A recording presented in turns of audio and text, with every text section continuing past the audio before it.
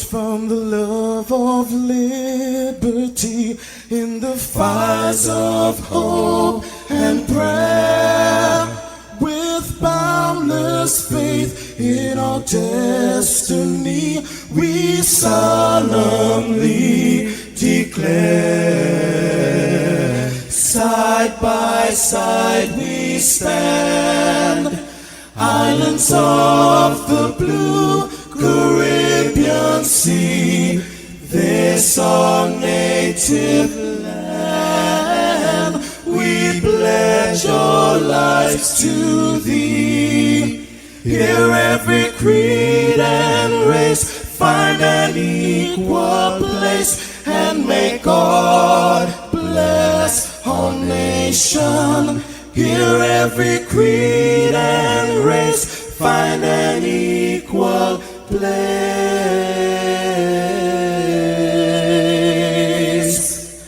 and may God bless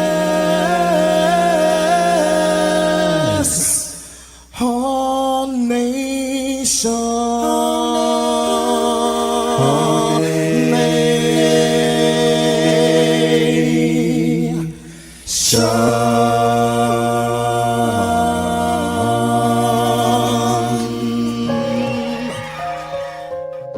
Heavenly Father, we come before you at the start of this new day, giving thanks for life, for health, and the opportunity to serve through this station. We ask for your divine presence to guide us in all we do. Bless this broadcast, that it may be a source of inspiration, joy, and unity to all who tune in.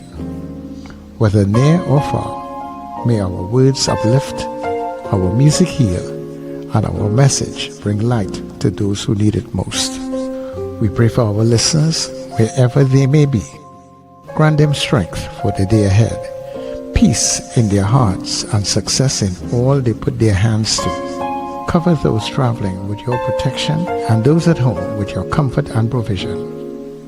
Lord, may everything we do bring honor to you and be a blessing to others. Guide our steps, bless our efforts, and let this station be a vessel of positivity and hope. In your name we pray. Amen.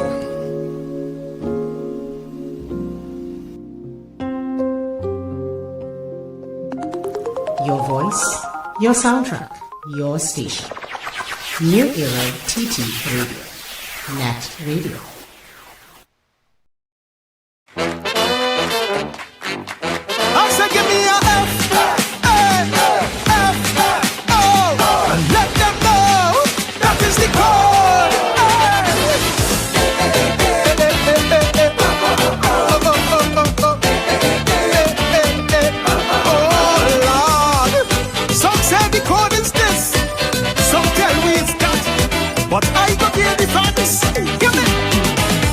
Experiencing a global phenomenon with serious issues mankind choose to fool around.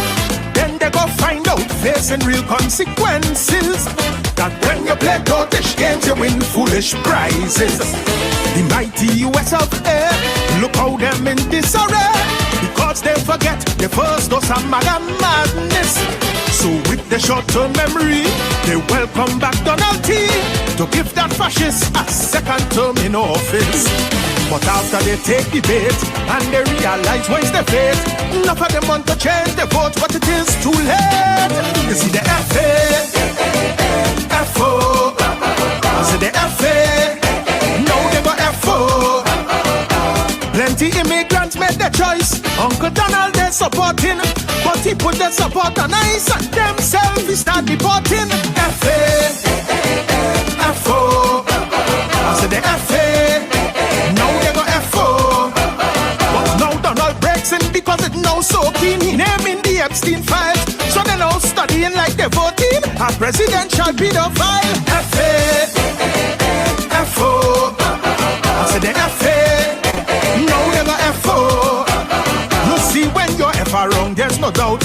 Even Uncle Sam will find out that what's our in Bam Bam starts sweet in the mouth. When you shout FA, FO, I tell you that is, tell them that Can you see? You see the code? Come in. Trinidadian love all fours, you know that is the truth. So when America Trump, we just follow suit. If them MAGA morons is America's concern, well, we present government is easily their clones. From 2010 to 15, the tenure was so obscene, scandalize the land and destroy we economy. What? Like we missed the free-for-all, incompetence and bubble. So we bring them back to finish mash up the country. And as they assume their roles, I set a square peg in wrong holes. Now plenty people who help them win at the polls. Feel the FA, FO. They say the FA, now they go FO. The two worst Alexanders in the world and team make ministers. One is a racist troll and one need a West Indian first primer. FA, FO. I said the FA, now we go FO. Meanwhile, Tanti setting up TNT in people worship we in place. She should have let the Yankee army plant the red eye in shipping palace. FA, FO. I said the FA, now she go FO. You see when you're FA wrong, there's no doubt. Persona non grata must find out that what's our in Bam Bam starts sweet in she mouth. Sing it out. FA, FO. Tell them that is the cause. Cause when cold yellow wins, corruption begins. Where's the real code? Let me talk to the doc. Doc, you had the mandate of most of the electorate, not to mention the support of your party base. Somehow you took that to mean you could manipulate and dictate the decision of who should take your place. And because you were the top dog, you move like an overlord. You find when you tell them jump, they should have asked how high. You set out to sway the vote, offer up a young scapegoat to just get a kobo sweat after you say bye-bye. You delay party convention, play with party constitution, and figure you could have gerrymander the outcome of your FA, FO, of your FA, and then your FO. You chain up the young man for truth to snap the election fingers fast. Although every poll warn you that would have be a shortcut as FA, FO, your FA, now all of we FO. So for your voters who stayed away, you certainly have a part to play. But they feel like they get betrayed like it had snake in the valley. Say FA, FO, I say your FA, now all of we FO. You see when you're ever wrong without doubt, even strong leaders find out that what's our in Bam Bam starts sweet in the mouth. When you shout FA, FO, and then FA, FO. Wake up, rise up. It's the NETT Radio Breakfast Show, bringing you the energy, music, and vibes to start your day right.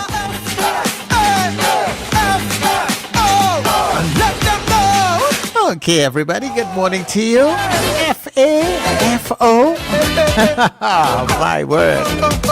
Good morning, Trinidad and Tobago. Good morning to all of the folks up and down the Eastern Caribbean. I tell you, yeah, that's a big one. But I got the fans. Good morning to those of you who are streaming all around the globe on the TripAdvisor. Thank you very much for being here and choosing us. Serious issues. It is New Era TT Radio, the heartbeat of the Caribbean, and yes, we take you above and beyond. Consequences. Good looking Tuesday morning. I'm hoping all is well with you in your space, in your time zone, your time slot. Look how them in disarray. Giving God thanks and praises for bringing us together for another day and all that we do, dear God. Let it be a blessing unto you. Sir Charles, that's me. Happy am I to be in this space. As you welcome everybody to your Get Up and Go. This is your breakfast show. Yeah, yeah, yeah, yeah, yeah, yeah, yeah, yeah, yeah, yeah, yeah, yeah. Wake up, it's a brand new dawn. The breakfast show got the vibes turned on. From Maracas Bay to the Savannah line, let's start the day in Caribbean prime.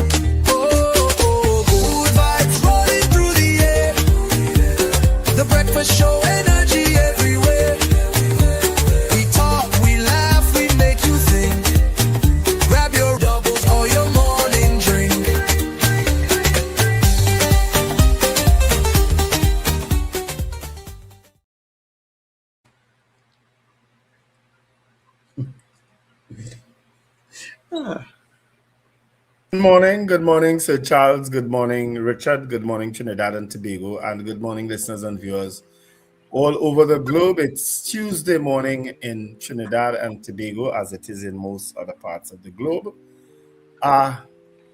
We are happy to be in the land of the living. I'm not in the best of moods. Sorry, guys. Oh, come on. I'm just so upset about quite a few things, especially what's happening in Trinidad and Tobago. I don't know what to say again. I don't know what to do. I just don't know. I'm lost. Yeah, well, you can't let the water on the outside get inside the boat, I know all those sayings, all those cliches. I know all those things, I subscribe to them, I subscribe to them. As a matter of fact, one of my statuses, my latest status on my WhatsApp profile is, and I'll read it for you because I think it's worth reading. It says, "Stop trying to change someone who does not want to change. Stop giving chances to someone who abuses your forgiveness. Stop walking back to the place where your heart ran from. Stop trusting their words and ignoring their actions. Stop breaking your own heart." And that's how I feel sometimes. Like all what's happening around me and so on is like if I'm not learning. That's how I feel. You're not moving to that higher place. No. I'm not learning. So, but I know that you want to get into good news because we have so much to talk about. This police commissioner just upset my whole day yesterday, and if you were never convinced that something is drastically wrong with the TTPS, well, if you're not convinced after yesterday, after the last few days, well, I don't know what is going to convince you that we have a problem in Trinidad and Tobago. As America also has a problem, as some other parts of the world has a problem. But you know what? America making some kind of attempt at fixing it. Because the man who was heading the ICE thing, the border patrol has been booted, fired, removed. You understand? What's his name? Bovino? Mm-hmm. Greg Bovino has been removed. But guess what? I'm not any hopeful that we're going to do the same thing here. You understand? But that was Trinidad and Tobago a lot to act and react and stuff, I think, Mm-hmm. Yeah, we don't just function like those other people, I know. Well, clearly we don't, but we should. You know what I mean? We should. Even from people's responses and stuff, I think too. If you take that cue from how the public reacts to certain things, this kind of situation in other places would spark a greater public outrage rather than just the social media that is taking place. You're right. People come out to show their presence. You will get activists and groups and everything involved. They would come out and take the lead with these things. But I don't know. People in Trinidad, they're tired. The battle weary, I think. Yeah, I think that's what's happening. I think a lot of people. I think people are also. Good morning, guys. By the way, morning, and good morning to our listeners and viewers wherever you are. I think people are also wary because it's a state of emergency. So I think that's kind of muting at least what you all are talking about there. I think you see a lot of It's possible. I think you see a lot of the response in social media because and I'm only saying that because when I watched news last night on TNT3 and they interviewed the guy's dad said that several organizations had reached out to him, organized protests and stuff concerning the issue. Right. And he told them to keep it down for now, or for some reason, I can't remember what exactly. And then they interviewed people in St. Paul Street and stuff like that, in some of those perception-wise hotspots. And they were interviewing them, and they were basically saying along the lines of linking it to in a kind of way to Zosu. They would be fearful that things like that could happen. And that the police will defend themselves and stuff, to justify whatever. The person who was doing the interview wasn't showing their face. But obviously those concerns have now arisen. But they were always there. Yes. Yeah, because as Sir Charles would have said yesterday, this is not the first incident. There's a history. And it won't be the last. But this is certainly one that you saw where there was a non-alignment of what citizens, not only of Trinidad and Tobago, but people around the planet, because that video would have gone viral, I'm sure, internationally, where the alignment of what you were watching did not coincide with what the authorities were saying. But you were seeing the video and they were saying something else. Reminds you of some place else, doesn't it? Yes. And where they say things like, oh, domestic terrorists, and they were doing X, Y, and Z, and you're watching the video and you say, but I'm not seeing that. Isn't it interesting? These times, I mean, each time I suppose is historical in its own right. But this is this is part of the historical moments of our time that I think is going to be studied by psychologists and studied by people about communication and how, where you see obvious facts before you, and those facts are twisted by authorities to align with a certain narrative. And you're almost mirroring what I said yesterday, Richard? And if you say it loudly enough, there are always some people who will align with you. But for a lot of others, it's like, what? It's like when I reference 1984, George Orwell's 1984, and the double speak and news speak and stuff from that book, which was kind of mirroring that what Big Brother says is the truth. Yeah, but nobody, I've noticed, and smartly so, nobody in this government aligning themselves to what they see there and what they're hearing. You understand? Nobody has come out. But that's the difference. And you're right. It's a substantial difference to what's happening in the United States, where you have senior officials that readily use the word domestic terrorism, and align with a narrative quickly. You're not seeing that in Trinidad, at least not yet. No. And I don't know that they will, because as I tell you, the TTPS was the downfall of the last government, and they will be the downfall of this one if they continue. If they are allowed to continue. I'm sorry. Because what I heard, I mean, the commissioner, you know what? I can't help it. The commissioner basically said yesterday, we're going to play the clip for you, that he has other information that he has been legally advised not to release with audio and video that probably will change the narrative. Well, these are my words now, of what we saw at the end. Commissioner, we don't care. We don't care, and don't tell me that the TTPS they find a way of leaking videos and photos of people when they in all your charge room and you ain't finding a way to release this to save you on the TTPS and the image that people have of you. We don't care now. There's nothing you could say to convince me about what everybody else saw on that video. Nothing you could see. And I believe that that where people could come out and do things and show their displeasure with some things that are happening. I mean, the MSJ did a couple of things, within this period, not too long ago, and they show you how to do things very peacefully. So. And why would you not? I mean, they won't lose any salary. And as I pointed out yesterday, I don't know that they are rogue cops. They don't fit that narrative to me as rogue cops. But clearly something went wrong in that video we saw, Commissioner. And if you can't recognize that and put these people on a desk or put them, keep them away from the public until you finish whatever investigation, I don't know what else Something is wrong. Anyhow, before we get too engrossed in it, let's do our good news and come back.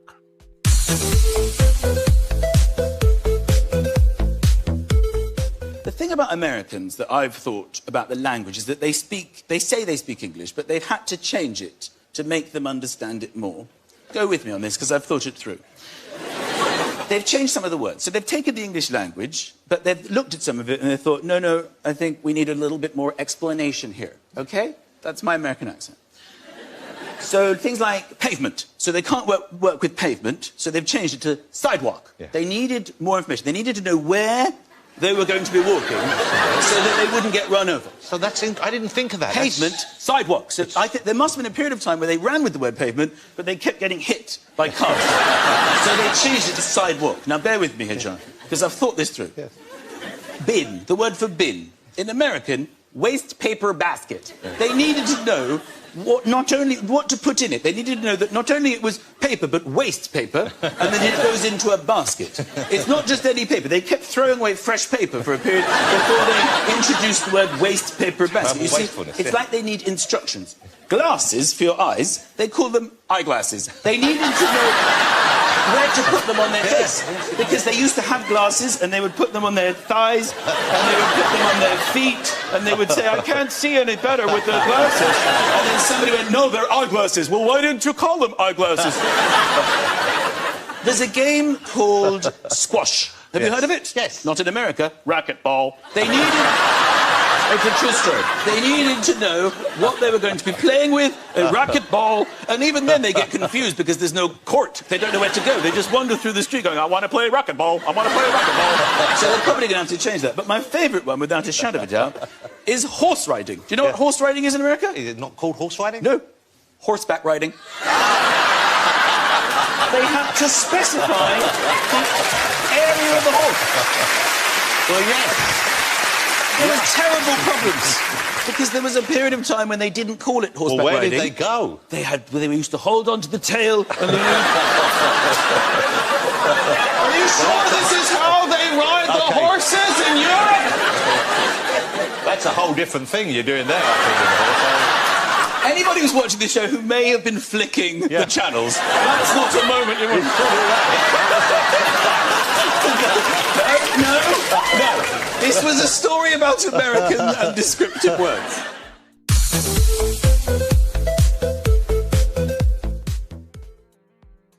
Lord knows I needed to see that. I needed that.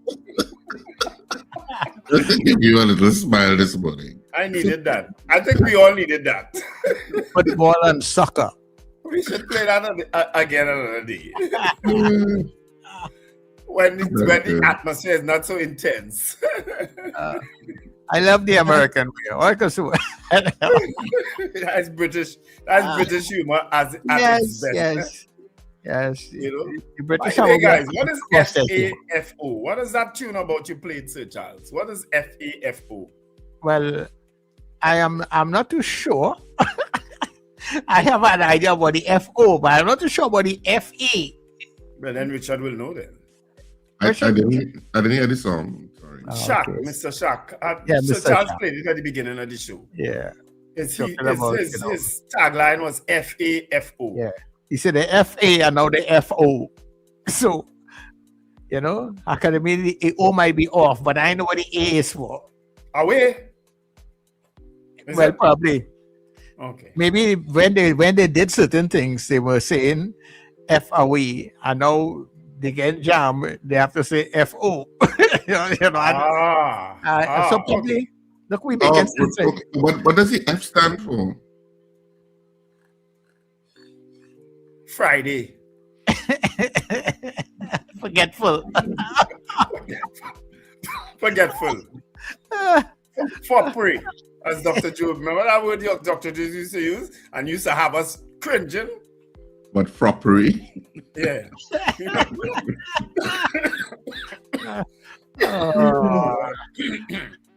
Anyway, let's greet the people in the chat before I really lose my cool today. Valerie Mendoza, good morning to the breakfast team. Eunice Dublin, Margaret Thomas. A long time only girl, greetings to come up. Ava Smith says, blessed morning. Boy Bidesi from DB, Odell Guy, Erica Charles, Michael Cadet, Wendy Ann, and Frank James, Manuela Peters, Marlon Motley. Morning, Marlon. Diane Payne, Debbie Modest Apollinaus also says, wishing you all a wonderful day in Jesus' name. Kathy Ann Charles and Arlene in Bronxville, Sherwin and Juliet Kerr from Arima. Melissa Nelson Arthur, whose husband birthday I think was yesterday. Mrs. R, who went very quiet yesterday. Carla Hercules, CJ from New York, Carol Guevara. They are very chatty today. Richard M. Jeremiah, Robert Taylor, Arch Nemesis, CJ from New York, West Indian Primer. She well chatting today, ain't she? Gavin Frank, Black Panther Raw. Hello, folks. Grand Rising. CJ saying, good morning, Zena. Get well soon. I heard that Zena is not too well. Zena, we wish you a speedy recovery. Please, and to rejoin us on the breakfast show. Slick Money Grip. Trinidad Margot. Panorama is Sunday in the Savannah. Yes. Robert Allen, a very blessed good morning. Victor Philip, good morning. Kathy Ann Townsend, Prabha Ramdial, Florence Bazi, Wayne Ramsey, David McCarthy, top of the day. Zara with love, top of the morning, guys. Trini Mill Kitchen, Ron DeSantis Jr. Lots of repeats here. Joyce Phillip, good morning. Let me scroll down. Lincoln Foxtrot, Julia Samantha, Trinidad Margot, F around and F out. Okay, that's what it means. Fool around. Okay, fool around and find out. Is that what it is? David Wells say fool around and find out. Or F around and find out. So I don't know what anyway. Whoever it is all you want it to be, just let it be that. Carol Guevara, okay. Maybe that was the intent. Everybody giving opinions now on what F around and FA and FO means. Valerie, Carlisle Cupid. Let me get some new people in here. Lester Cragwell says, good morning, guys. The incident keeps reminding me of police officers throwing bottles in the stand at patrons in the Oval when Pele visited. Oh, I wasn't there for that. Pele? Okay, that was a long time now. Claire Lendor also says, good morning. All right, so those are all the greetings from the chat. Sir Charles? Sir Charles, wake up. Sorry about that, guys. Just been a little distracted here. Yes. You know, teachers are not working today, right? And they settled. I think I saw that on the news last night. Remember, we had spoken to the president and second vice president of Tutor, and they were in negotiation. I think last night on the news, the CPO said that I think they had reached a settlement. I didn't see that. You saw that? Was not on the news last night. They showed they had the 10% offer to the NGUFW. That was right. And then Tutor came on after. I can't remember. Yeah. The guy we interviewed, what's his name again? Oh, Christ. Crystal Ash, yeah. Bevan Ash. He was on the news last night, and I think it was being reported that they had settled. I didn't really catch everything, but I saw it right after the news story. Yeah, there's something about it in the news today about but cabinet approves revised teachers' salaries. You know, so I think it was Miss Hayatali. If you're listening, you could message me or message the chat and let me know how that went. Yeah. Anyhow, let me say good morning to Mahi out there in Columbus, Ohio, Kent out there in Laventil, good morning. Terry Ann Peters, good morning. Colin and Kelly out of Caranage. Mr. Beeps in PT Valley, good morning. Rena Budo Jennings also down in the West, PT Valley. Zena, good morning to you. And Zena is a little under the weather these days. She's not feeling too well. So I do hope that the breakfast show will pick you up. Right, Zena?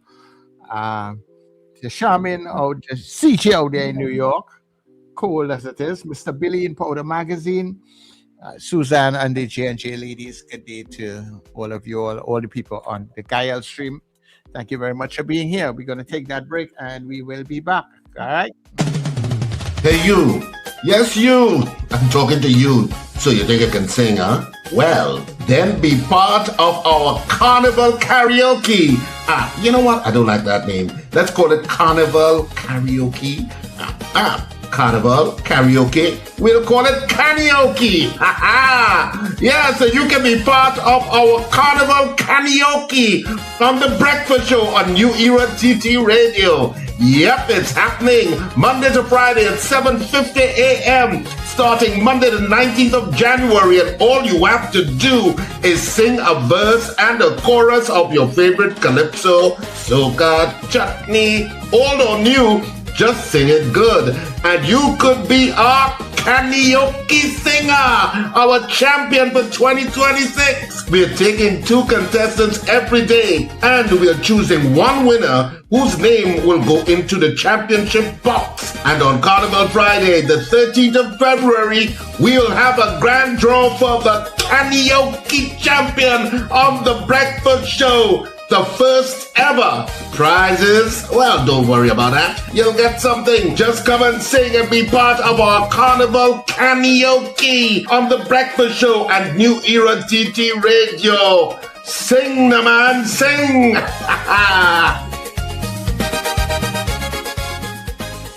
Jump into savings at Furniture Plus. Enjoy up to 40% off in-store and online. Find amazing deals on furniture, appliances, mattresses, and more. Plus extra discounts on credit plans and free gifts with select purchases. Save more at Furniture Plus today.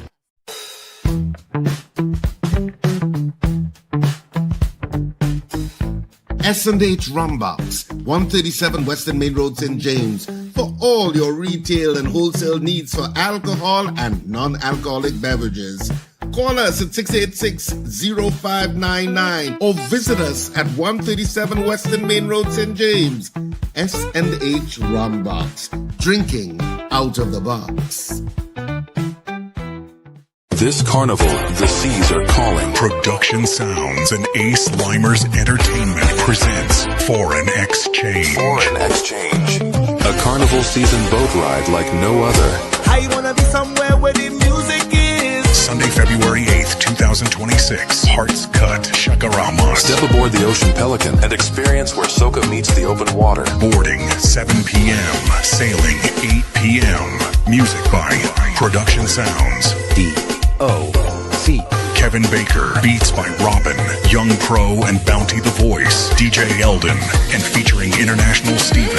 All the way from the U.S. Tier 1 tickets, $250. Tier 2 tickets, $300. Cooler included. No glass bottles allowed. Get your tickets now at islandetickets.com or call 29218-4747. Sunday, February 8th, 2026. Hearts Cut, Chakaramos. Foreign Exchange.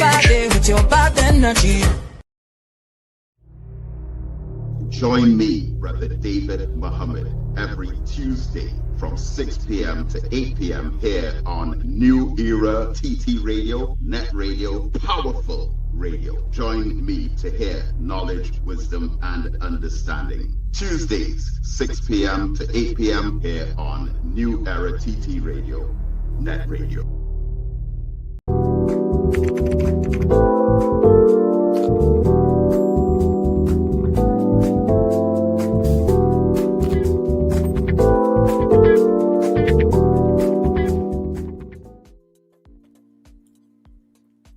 We could go straight into the headlines.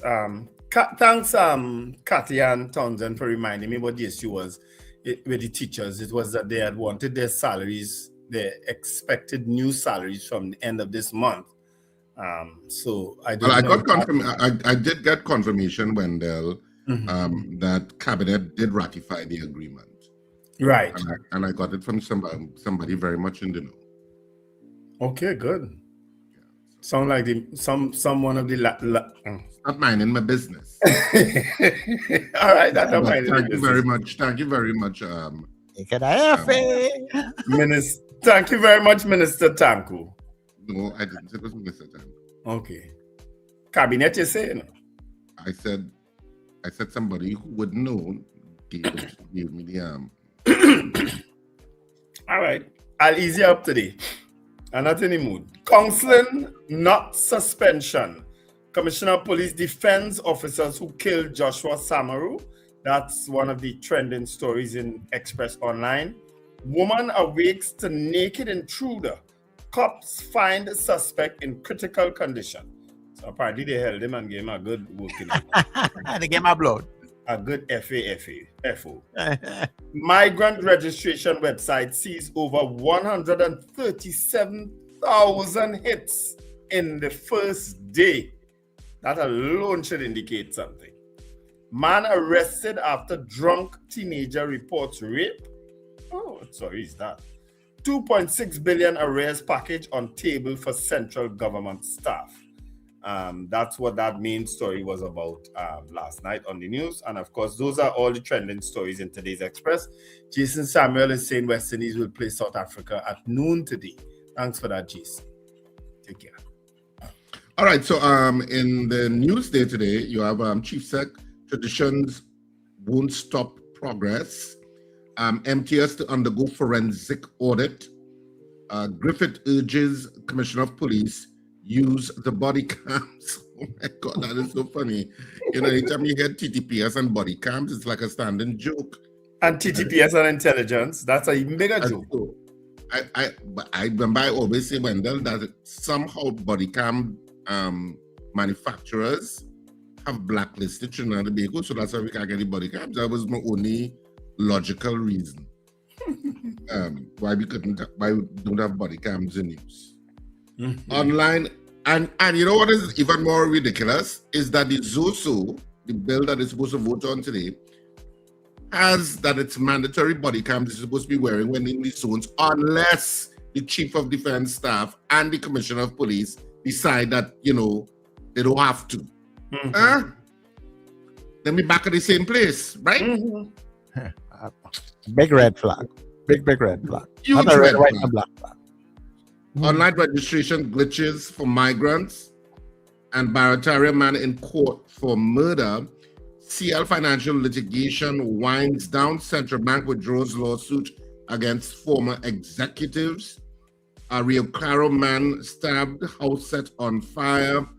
And the cabinet approves revised teacher salaries. And High Court dismisses nurses' sick leave lawsuit. And CPO offers NUGFW 10% hike, including non-cash options. So that's some of the main stories in the news day today. Over to you on the Guardian, Sir Charles.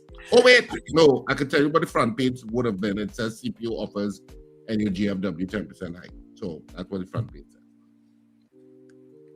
All right, that's it. Yep. All right, cool.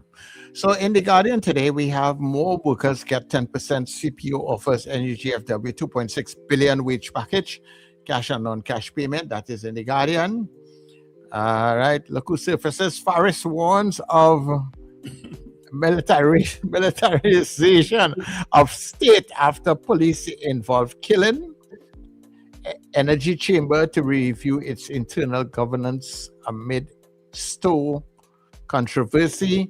Venezuela gas reserves offer new opportunities for TNT. I wonder who's going to negotiate it.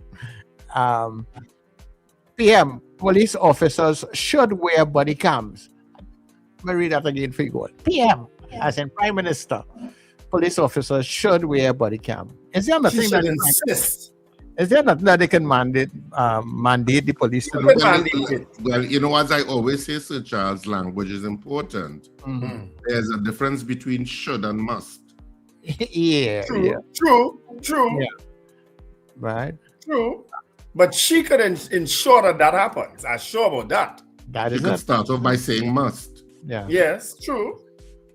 Anyhow, Augustine sets deliverables for new THA secretaries and day one of immigrant registration, 137,000 visits website, over 600 sign up. Just some of the stories In the newspapers today, people. Let me just greet Ingrid Adams, who said she's a listener from way back in the day. Thanks for joining us. Apparently, she's been listening to us on this news station, but maybe this is the first time she's chatting. So morning, Ingrid, and morning to the other people who would have joined us since we started. I want to give two quick stories. I know we are good, but I promise you all this. I want to give two quick stories. And anybody who's trying to make this situation with the TTPS political, please don't, because this goes way, way back. This goes through, transcends all government, and I don't make police political, because the two incidents I'm about to tell you happened under the People's National Movement. One is when Martin Joseph was Minister of National Security, right?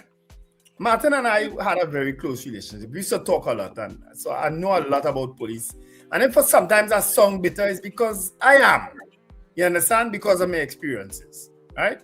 But Martin Joseph was Minister of National Security when his son, well, stepson, apparently made a bad drive in the road that police didn't like. And, well, he didn't know he made a bad drive. But anyway, he drove to his home in Flagstaff, and the police followed him there. He not aware the police following him, but police followed him there. And he went inside because he would park up his vehicle, went inside. And lo and behold, police knocked on the door. And who answers the door? Martin Joseph. And that's when, well, of course, they shocked because they thought they just going to harass a young man who they didn't like what he do in the road. You understand? They shocked and they straighten up. Minister, and so what are you all doing here? You understand? What's the reason? And then they said, I don't know how that ended. I didn't even ask Martin, because if I know Martin, he would have dealt with a situation like that. It was clear, it was abuse. You follow a man to his home to go and harass him. Yeah, then you just pull him to the side, or turn on the sirens and pull to the side and say, nothing of the sort, Richard. Yeah. They followed him to the house. And as I say, they so bad lucky that day that Martin answered the door. Anyway, the other incident happened just the other day. Gary Griffith was Commissioner of Police. It was the COVID in 2021. My first wife had just passed away. My son had came in from abroad for when she was ill and so on. And so my three children were all in St. James. Morning, their mom just passed away. And my daughter called me and said, Daddy, I set up police in the yard. I said, what do you mean I set up police in the yard? So, of course, I put on my phone and I'm looking at my camera and I'm seeing a whole set of police in the yard. And I'm saying, what the hell is all of that about? Anyway, I decided I'm going to leave home. I contacted my attorney and I said, meet me St. James. And but I'm watching them on the phone. Now, my daughter was in the road standing up talking to somebody. The police, with the gate open, the police go past her. Then him say good night. Ma'am, what?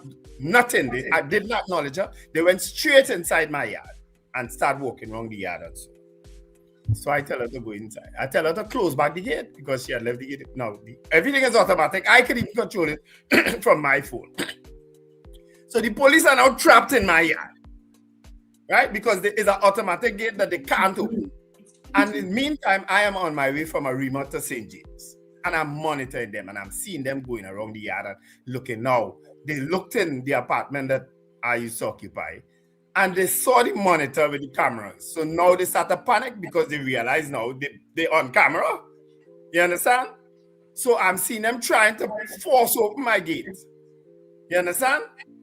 And eventually they disabled the mechanism and got out my gate. Meantime, I got to St. James, right? Of course, by then they're gone. So I went with my attorney, went to St. James Police Station. And I said, excuse me, there was a whole lot of officers in my yard just now. Could you explain, did they come from here? No, they don't know nothing about that. A partner who I know in the St. James Police Station ended up telling me, boy, I think that is move our police. It's not St. James Police. I say Mova. Why will Mova Police come by me? Anyway, the following day, I went with Martin to Mova Police. At that time, you couldn't go into a police station because of the COVID restrictions. So they had a desk outside with an office outside that I recorded. And he don't know nothing about it either. I have never heard about that incident up to today. I messaged Gary Griffith. I sent him the pictures because I took pictures of the camera system of the police officers in my yard. Nobody ever explained to me what police was doing by me. Nobody. I've never heard anything about it. They are abusive. I could say more, but I will leave it right there. That's just two of my several experiences with TTPS over the years. Several. I suppose at this point, it would be instructive to play the video with the Commissioner of Police and his response to obviously the public uproar with regard to the killing of, is it Joshua Samaroon, and him surrendering by putting out his hands and being riddled with bullets. The video that went viral, not only nationally, I think it went international. And this is his response after saying that they were being shot at, which was not evident in that video. This was his response, and Sir Charles and I'll play. I wish to acknowledge the public's concern surrounding the police-involved shooting, which occurred on January the 20th, 2026 in the St. Augustine area, which resulted in 1 fatality and 1 injured. I would also like to offer my condolences to the affected families and advise that personnel from the Victim and Witness Support Unit have been engaged. A video lasting 5 minutes and 29 seconds has been circulating online, which captured 15 seconds of gunfire. While this footage has sparked widespread commentary and calls for the suspension of the officers involved and abuse of police powers under a state of emergency, it is critical to clarify that the incident did not occur because of any state of emergency or using any emergency powers granted to the police under the SOE. This was strictly routine police functions being carried out when this incident occurred. The shooting incident followed a 12-minute vehicle pursuit that began in Maloney in the Northern Division North at 12:30 p.m. and ended in St. Augustine in North Central Division at 12:42 p.m. I want to highlight that the video shared publicly represents only the final seconds of this pursuit and does not reflect the full scope of the events. Having reviewed the evidence gathered thus far, including the same video posted online, I find no basis at this time to suspend or place any officer on administrative leave. However, I have recommended counseling for the officers involved, and in keeping with our commitment to transparency and accountability, a First Division officer has been appointed to lead the investigation. Simultaneously, the Police Complaints Authority, which is an independent body to the TTPS, as well as the Professional Standards Bureau, are conducting independent inquiries. While I had considered releasing additional video recordings and audio in the public interest, legal advice cautioned against doing so, as it may prejudice the integrity of the investigation. The TTPS remains committed to accountability, but that accountability must be exercised fairly and without compromising due process. Should any wrongdoing be identified upon completion of these investigations, decisive and appropriate action will be taken. But at this time, I am asking the public to allow the investigative process to proceed. In the interim, I urge members of the public to share any relevant information with investigators and to refrain from posting potential evidence online, as this may compromise the ongoing inquiries. The TTPS remains resolute in its duty to protect and serve with integrity, and we ask for the public's patience and cooperation as this matter is thoroughly examined. Thank you. FAFO. And that video came to you courtesy the people at TTT. Yeah, so no concern for the family members. But he did say the victim and support unit would go out to them. I don't understand what he means exactly by cautioning people not to share, not to think. Not to share anything. I heard that. Yeah. That's what. Sorry, wrong century, wrong decade. If people have stuff that they have picked up on their cameras and they feel it's going to go viral, they're going to post it. Going already. You know what I don't understand? If I have to believe the TTPS, that there was a police chase from Maloney to St. Augustine, that's quite a way, eh? What happened to intervening police officers? Aqua could outrun one of them SUVs? No. No Aqua could outrun one of them police vehicles. And what he's also saying is that, which you mentioned earlier, Wendell, that he has footage, audio and video footage, but he got advice that it would compromise the investigation. So I don't know. You know, that seems strange. So in other words, we never see it. You know, like we never saw the video footage, the CCTV footage from the guys who were killed on Independence Square. Remember the 6 guys? Was it 6 guys? Was it 6 guys? Four guys. That 3 of them died. Yeah, 3 of them died. Right? Yeah. You remember? And up to now there is no resolution to that. Richard, we spoke to McDonald Jacob right after, and he had said, yes, there's CCTV footage. And after the investigation, so on. We spoke to him. He didn't last much longer than that after. Right? But we spoke to him and he said that there's CCTV footage. We have never seen it. You think you're going to see anything more to this? Because the TTPS likes operating under the veil of secrecy, and what they say the facts are. That's their default genetic position. I've given them genes. That is their default position. They prefer that. Well, guys, they prefer that. And I mean, to all citizens who are clear thinking and objective, there is no other explanation for the reluctance of the Trinidad and Tobago Police Service to wear body cams.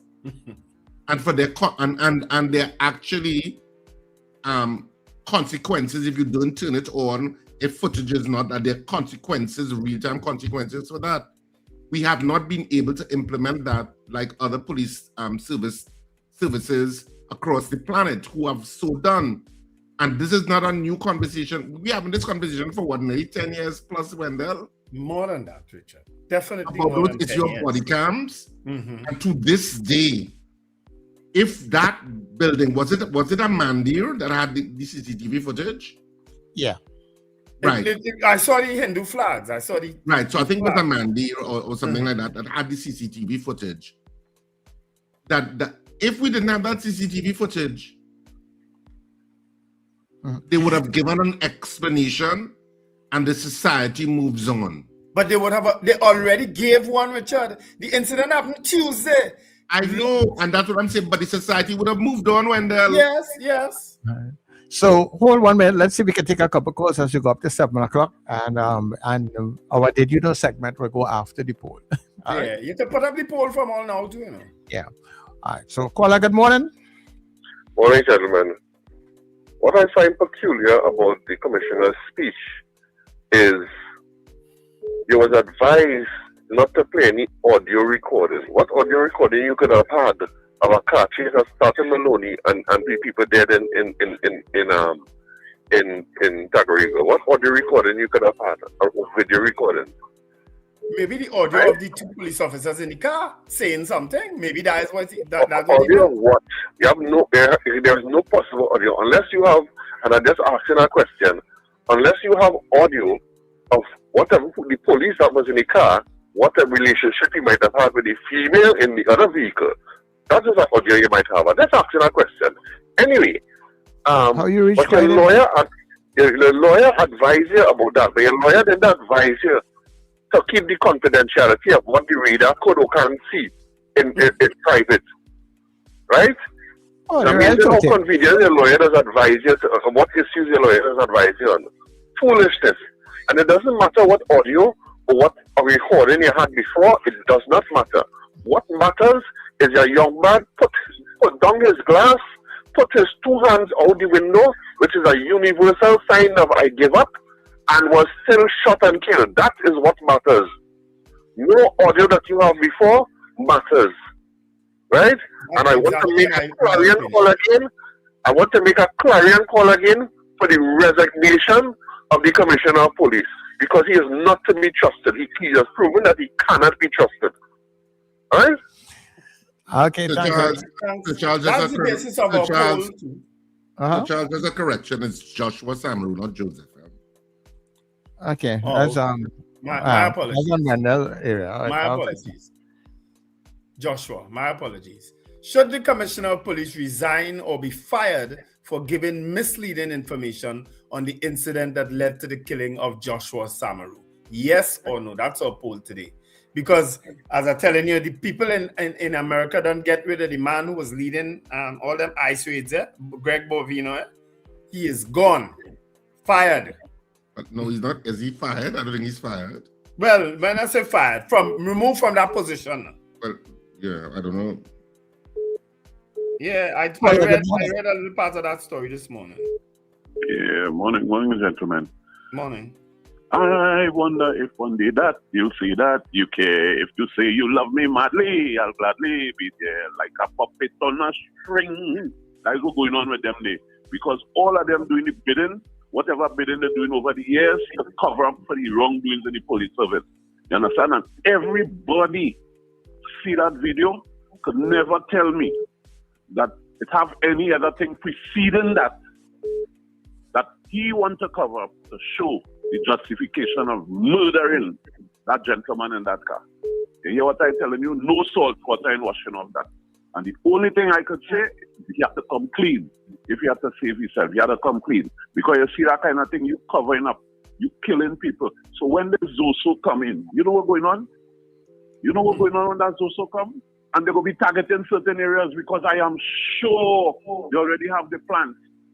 I am sure they already have the plans. People have to be very careful because the killing that happened up in Caledonia when the guy came out the car and a house got the footage. The guy come out, he was going on a birthday, the day was his birthday, and his friend pick him up and he come out the car, they tell him go back in the car and they kill all three of them. Nothing come out of that.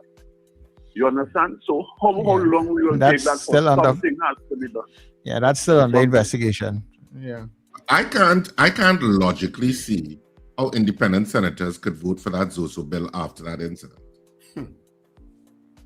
Beyond all of the issues that were raised with regard to that Zoso bill and the powers and the checks and balances that are non-existent, and all of the loopholes with regard to body cameras and stuff like that, and even the lodging of ammunition and firearms, where it gives the chief defense staff and his commissioner of police the loopholes to avoid those issues. And I'm talking about the body cams too.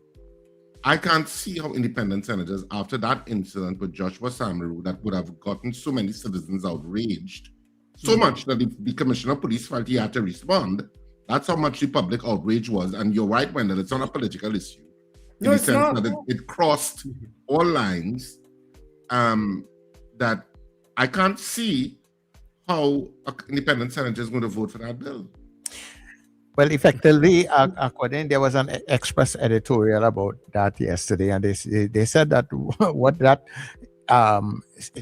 situation would probably have done was just basically kill that particular bill.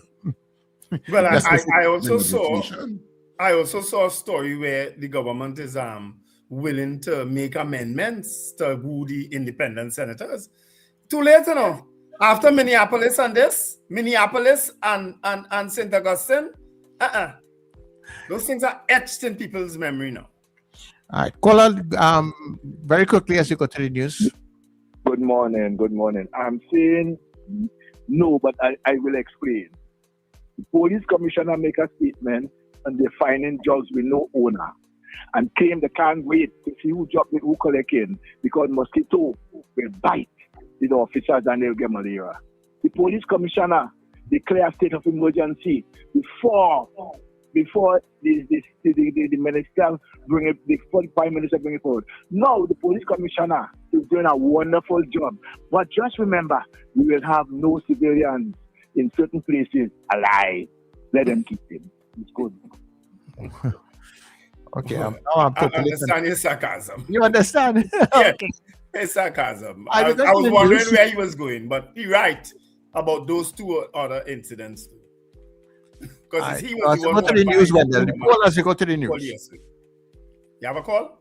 No, I said the poll as we go to the news. Oh, should the commissioner of police resign or be fired for giving misleading information on the incident that led to the killing of Joshua Samaru?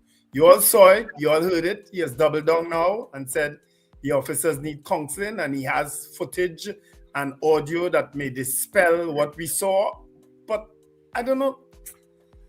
Yeah, well, we'll continue with the discussions on the other side. Go for the break quick now. Go now. Yeah, go before so let's go to the news and we hurry up before I talk.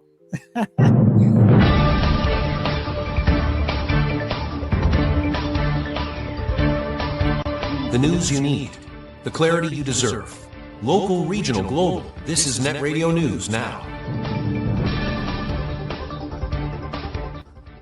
This is News Now on New Era TT Radio and Guy L Caribbean TV for Tuesday, the 27th of January. I'm Derek McMillan. Thank you for joining us. By 1 p.m. on Monday, the government's migrant registration framework had recorded more than 137,000 visits to its website. Homeland Security Minister Roger Alexander said the online system went live at midnight, and by early afternoon, 1,611 applicants had started but not completed the process, while 599 applications were fully submitted. The renewed registration program, which now applies to all migrants in Trinidad and Tobago, includes a $700 processing fee. That charge has drawn criticism from some civil rights advocates, including Venezuelan activist Yesenia Gonzalez, who argues many migrants cannot afford it. Alexander has denied claims that the exercise is being used to target migrants for deportation. The government has completed the issuance of a $1 billion sovereign bond in the United States market. The 10-year bond, which matures in January 2036, carries a coupon rate of 6.5% and was issued under a Rule 144A and Regulation S format. The bonds are senior unsecured obligations of the Republic of Trinidad and Tobago, governed by New York law and listed on the Luxembourg Stock Exchange. The Ministry of Finance said the issue was oversubscribed by about 2.5 times. Proceeds will be used to refinance existing U.S. dollar debt due in 2026 and for general budgetary support. Finance Minister Devendranath Tanku said the strong investor response reflects confidence in the government's policy direction and credit standing. The Chief Personnel Officer, Dr. Daryl Dindial, met with the leadership of the National Union of Government and Federated Workers as wage negotiations continue. Talks centered on a proposal for a 10% increase in wages and allowances covering the periods 2014 to 2016 and 2017 to 2019, including the consolidation of cost of living allowances. The offer carries an arrears value of about $2.6 billion and includes a mix of cash and non-cash benefits, with an estimated annual recurrent cost of $230 million. Dr. Dindial said revised salaries are expected to take effect by June or July 2026, with arrears paid over 2 financial years to reduce pressure on state finances. THA Chief Secretary Farley Augustine has reshuffled several former secretaries into new portfolios, signaling a no-nonsense approach to governance as he pushes Tobago's development agenda. Speaking on January 26th at the swearing-in ceremony at the Magdalena Grand in Lowlands, Augustine said tradition must not stand in the way of efficiency, stressing that only what is written in law must remain unchanged. he told secretaries and assistant secretaries that Tobagonians expect results, not excuses, following the Tobago People's Party's clean sweep of all 15 THA seats. Augustine said Tobago will be transformed by 2030 and aims to surpass regional counterparts by 2045, adding that all lawful instructions must be carried out urgently, professionally, and in the interest of the people. Tameka Darius is the new 2026 National Calypso Queen, delivering a commanding performance at Queen's Hall on January 25. Dressed in a flowing white gown and traditional Zulu Isicholo headpiece, Darius combines striking visuals with sharp social commentary in her winning song, No Love. The performance criticized what she described as a growing lack of empathy in society, warning that the loss of community values has fueled crime and social decay. Naomi Sennett placed second, Corrine Tiny Williams-Figaro finished third, and Alana Lady Watchman Sinnott Khan came fourth. Darius's victory message was clear: the nation must rediscover compassion and unity. In international news, freezing temperatures continue to grip much of the eastern United States as a powerful winter storm moves across the region. At least 20 deaths have been linked to the extreme cold and heavy snowfall, though officials say some cases are still under investigation. Millions of people have been urged to stay indoors, with schools closed, travel disrupted, and hundreds of thousands left without electricity, although conditions have improved slightly since the weekend. Kentucky Governor Andrew Beshear warned that while the storm has moved on, the danger remains as the National Weather Service forecasts a deep freeze across large parts of the U.S., with record low temperatures expected to persist through the week. And that's the main stories in the news at this time. That was News Now. Stay informed with New Era TT Radio, NETT Radio.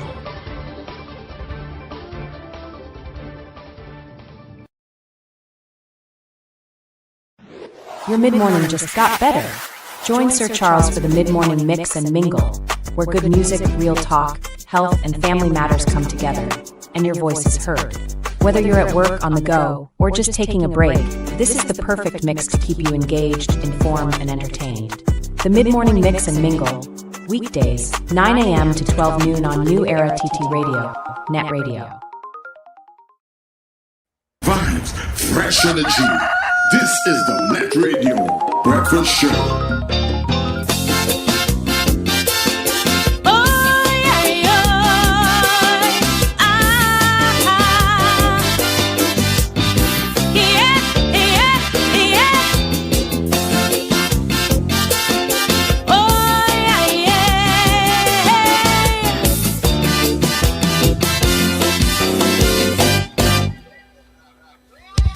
Was asked by some people to sing Akaiso for Trinidad, cause they say that I am the people's voice. They say, girl, you are the voice of the people, the one to sing about the struggle. So right now, girl, you don't have a choice. And they say we need somebody to be the voice for we.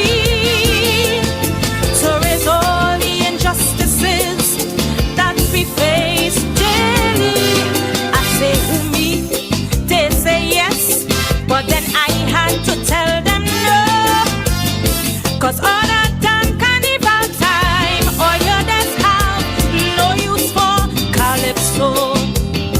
All you just can't wait for carnival to done. As Ash Wednesday reach, all you just rest me down.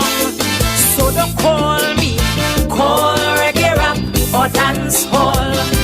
Each day as you pick up the paper, it's another murder. Trinidad will lose and next son or daughter. Don't call me, call reggae rap or dance hall. After Sunday night I did the mash crash show. All you just have no use for calypso. Now that the competition done, it's kicking my ass, I just have to run. So when criminals making you cry and you don't hear my voice, you should know why. Trinidad is all you have it so. Cause all you're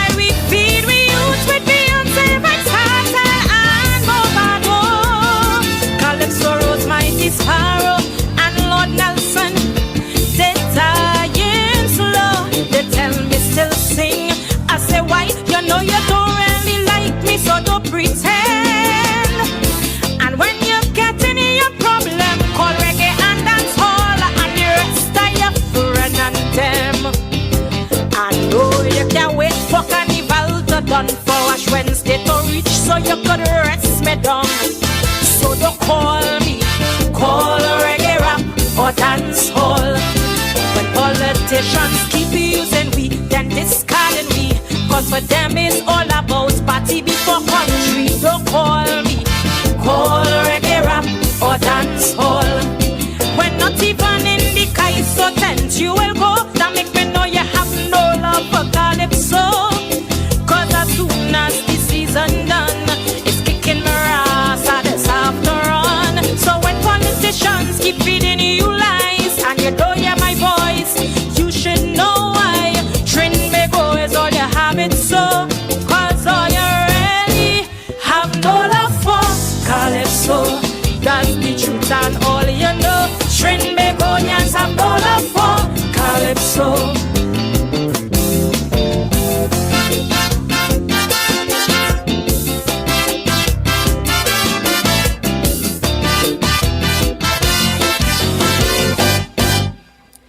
I'm that bastard child who you really don't care for. The one you turn your back on and close the door. I'm the one who you push aside, while the others who really care about you, Morning vibes, fresh energy. This is the NETT Radio Breakfast Show. about them with pride. Then in your darkest days, when all of them leave your side. And of course, that is the music of the new Nwaka Calypso Queen, Tamika Darius there. They have no love for Calypso. And why when you allow them to? As you welcome inside the second hour of the Breakfast Show. So where are all of them now? Who you constantly place in front of me? On New Era TT Radio and of course Gael Caribbean TV. Let me say good morning to the folks out there. And Gael, thank you very much for joining us. And remember, people, when we come off of the Gael Theatre, just at around 8:30 somewhere there. When our women look Well, you can listen to us all day, every day. NewEraTTRadio.com. New Era TT Radio on TuneIn. You get us in all of your Google and Alexa devices. And of course, when you go to our different pages, whether it is our website, our Facebook page, our YouTube channel, or Instagram, you just hit that support donate button where you can support the channel to keep us up and running, okay?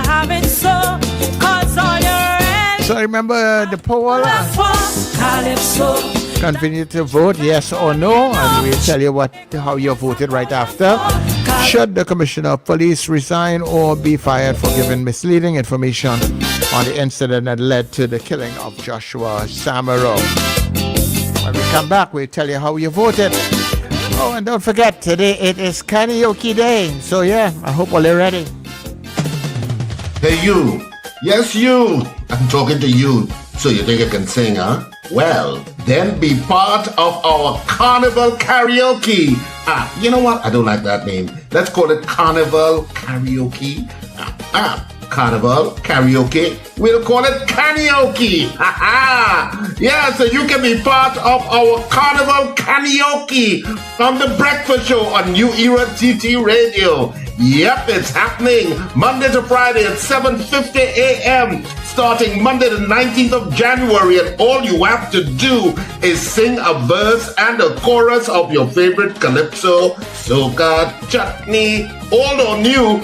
Just sing it good, and you could be our karaoke singer, our champion for 2026. We're taking 2 contestants every day, and we're choosing one winner whose name will go into the championship box. And on Carnival Friday, the 13th of February, we'll have a grand draw for the karaoke champion on the Breakfast Show. The first ever prizes. Well, don't worry about that. You'll get something. Just come and sing and be part of our Carnival Karaoke on the Breakfast Show and New Era TT Radio. Sing, the man, sing.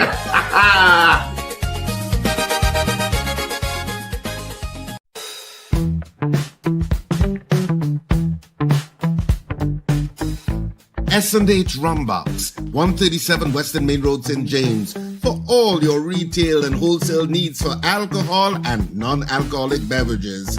Call us at 686-0599 or visit us at 137 Western Main Road, St. James.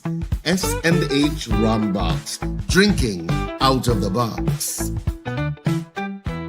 Jump into savings at Furniture Plus. Enjoy up to 40% off in-store and online. Find amazing deals on furniture, appliances, mattresses and more. Plus extra discounts on credit plans and free gifts with select purchases. Save more at Furniture Plus today.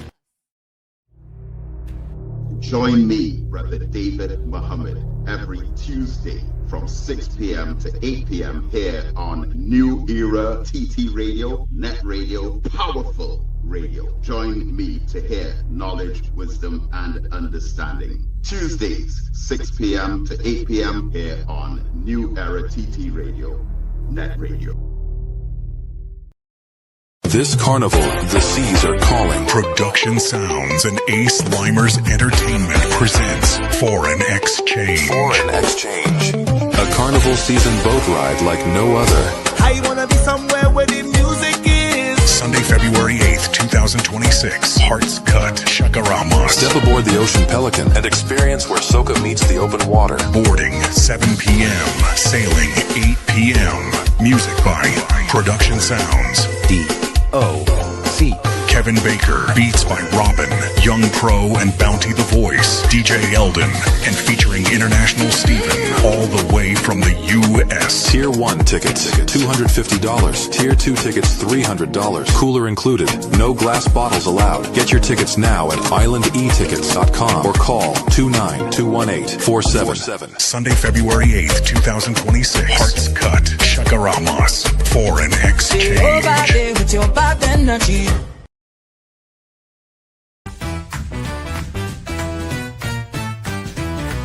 Advertise with us on New Era TT Radio, the fastest growing streaming platform for talk in Trinidad and Tobago.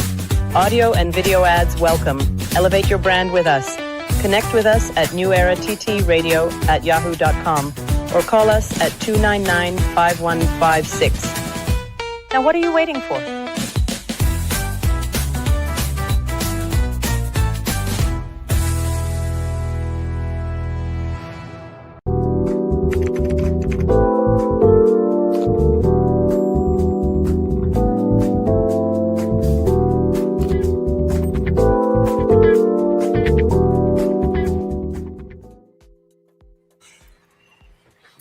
We are back. And of course, our poll is still up, people, so you can continue to vote on it whilst we count the votes. Should the Commissioner of Police resign? Well, we know nobody resigns, but be fired for giving misleading information on the incident that led to the killing of Joshua Samaru. Now, just in case you don't remember that story, after the incident happened on Tuesday, the Commissioner, a few hours after the incident, made a statement that with an exchange of gunfire, 2 people were shot. They were conveyed to the hospital, and Joshua Samaru was pronounced dead. That was hours after the incident. Of course, the footage, the CCTV footage, didn't come out until days later. That showed a completely different thing to what the Commissioner had told us. So that's what we're referring to when we ask our question, right? But let me just read this paragraph quickly for you, just because I like to juxtapose things now. I like to compare things now, notes now. As a central figure in the Trump administration's immigration crackdown efforts, Border Patrol Chief Gregory Bovino was found by a federal judge to have been evasive, not credible, and was outright lying at times when questioned under oath about how agents use force against the public. Gregory Bovino is no longer in charge of the Border Patrol under the Trump administration, right? So, as soon as Sir Charles ready to count votes, I will call them out. No problem. Sankofa said if there was any gunfire, if social media would not have captured that. Trust me, somebody would be riding right behind a police car. But there was another car that kind of couldn't get out until after. A car that was passing in the opposite direction to the guys, to Joshua's car. Yeah, no. But he talk about like if they were coming down the highway and there was any gunplay there, somebody would have been following that coming down the road. True. Something would have picked up the other incident of them being chased. You understand? But I hear all kind of stories about that it was a car that looked like theirs and they were just going to pick up their baby. I mean, you're hearing all manner of stories now. You don't know what to believe. But what we believe in is what we see on that video. Yeah. That is all we could go on now. And there was some part of the Guardian story. So they said that it was like a police sting operation that went wrong. You know, they mentioned that So the intention was always to kill them. Well, I don't know if his intention was to kill, but what apparently they said, like, he had some encounter with the police under some sting operation, and when he realized it was the police, he ended up riding out. But even if whatever was happening there, what people are not picking up on, or maybe the commissioner of police or whoever it is that end result there. You understand? If somebody does something, when you reach down the road, if you have the person cornered, you have them. It comes just like that same. They talk about use of force, and they talk about also even what they call it there. They was going into the stand your ground. Mm-hmm. You know, there was a video circulating the other day with a gentleman that catch somebody and he and the dog had the man pinned down. I saw that. You know what I mean? Mm-hmm. So at that point in time, the man in your house or whatever is the case, you have him pinned down. What do you go and get something and finish him off? You know? Mm-hmm. Yeah. And you are ready to write. We asking for trouble, and this government asking for trouble, allowing this commissioner to say and do and get away with what he did there recently. They're asking for trouble. That is the most I can tell them. So let's go. Captain Ron, yes, he sent his vote to me because he said that like he didn't see it to Charles. So Captain Ron votes yes. Morning, Captain Ron. Valerie Mendoza, yes. Michael Oliver, yes. Annalie Johnson, yes. Gregory Boyer, yes. Magic, yes. Only one we want Magic. Where are the other votes? A lot of chat. Lester Cradwell, yes. Caribbean Girl, yes. Gas 16, GA16, I don't know what that is. But you didn't vote. Helen Prescott, yes. Eunice Dublin, yes. Suzanne Jessup, yes. Joyce Phillip, yes. Apollinaris, yes. CJ from New York, yes. Michael Cadet, yes. Caribbean Girl is saying, I didn't expect better from a COP who wears the Punisher logo on his sleeve. Marlon Motley says, yes. Kathy Ann Townsend, yes. Boy Bidesi, yes. He said, but that will not happen in this lifetime or the next. Avion Abraham, yes. Who else is voting? Slick Money Grip, yes. Bernadette Yates, yes. Miguel Gonzalez, yes. Margaret Thomas, yes. Manuela Peters, yes. Carlisle Cupid, yes. Michael Eastman, that's a new name. Yes. Beauty Culture didn't vote. Diane Payne, yes. Ava Smith, yes. Beauty Culture votes yes. Spencer SWFP Beats and Treats. Wow. What is that? What is that? You have a long name, Spencer. Yes, he said. Scorpion Pepper, you ain't voting, girl. Ava Smith, yes. Colted Finch, yes. I had to sift through these comments, boy. Yeah. I always tell people, well, they put yes or no first. Yeah. Robert Allen says yes. Florence Bazzi, yes. Robert Taylor, yes. Joseph Clement, yes. Carol Guevara, yes. Finbar Collins, yes. Kenny and Harlem, yes. Lyndon Williams, yes. Wayne Joseph, yes. Alistair Hart, yes. Hilary Zahn, yes. Helen Press. Well, I think she voted already. Margarita Chow, yes. Okay, a lot of chat between Dean and Scorpion. Yes, Dean has voted. Yes, big yes. Kazim Mohammed, yes. Debbie Mitchell, yes. Carla Hercules, yes. Yes, and Larry Charles, yes. Those are the votes. Scorpion Pepper, with all that chat, if you voted in between there, girl, I don't know, because it has so much chat. I don't know if you voted, so you might want to vote now, just yes or no, so we can get it in. Those are the votes I have there, Sir Charles. All right. I just checking the 1 or 2 votes here, right? Yeah, you go ahead. Okay. All right. All right. Elizabeth Suzette says yes. That's one more yes I have here. One more yes there. All right. So we have on the WhatsApp, we have Captain Ron. Well, Captain Ron, see, I have your vote here, but you already voted with Wendell, right? Yeah. All right. And people, the phone to vote on is a 281 number, right? Don't send it to my personal phone or anything else, right? So Judith says yes. Pauline says yes. Joanne says yes. Peter says yes. Brenda says yes. Laverne says yes. Frank says yes. Ariane didn't vote. Raymond says yes. Sankofa says yes. Black Pearl says no. Archbishop Ashton Clark says yes. Margaret Wilson, Monsieur Margaret, sorry, going to Margaret.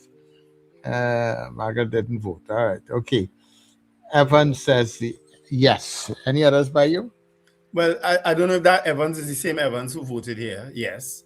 Evans David said, I have Evans David saying yes here. And Trini Merle Kitchen also said yes. Those are the others that I have.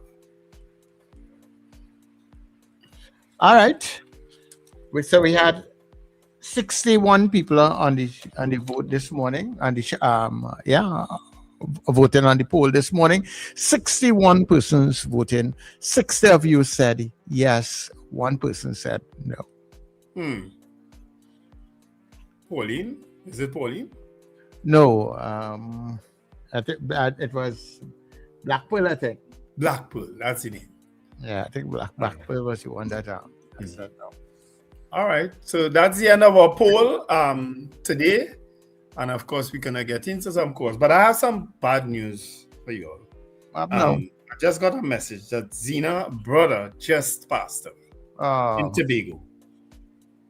So condolences to Zena and family on the passing of your brother who died this morning. Right? So sympathy to you, Zena. Yeah, and she's not been well, and to get this news this morning, it's been, I know that it'll be very distressing. So if you could contact her personally and express condolences, you can do that,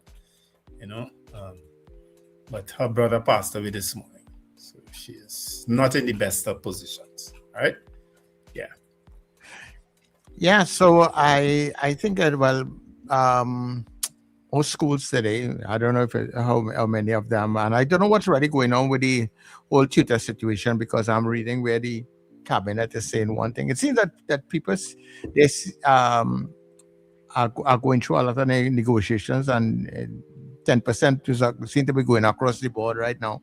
I don't know where we're getting all the money to pay, but it seems that there seems to be some kind of movement taking place. Well, the CPO said last night on the news that they're going to be it's $2 point something billion that they have to pay out. $1 billion will be paid in cash, and they'll have to find another way to pay out the other money. You understand? After the government, of course, raises some money over the next the ensuing period. He did say that last night. Dr. Daryl Dindyal, I think is his name. He had said that. So, That's people like the money, want the money. Lord knows I need mine for who owing me, and all you know who owing me, right?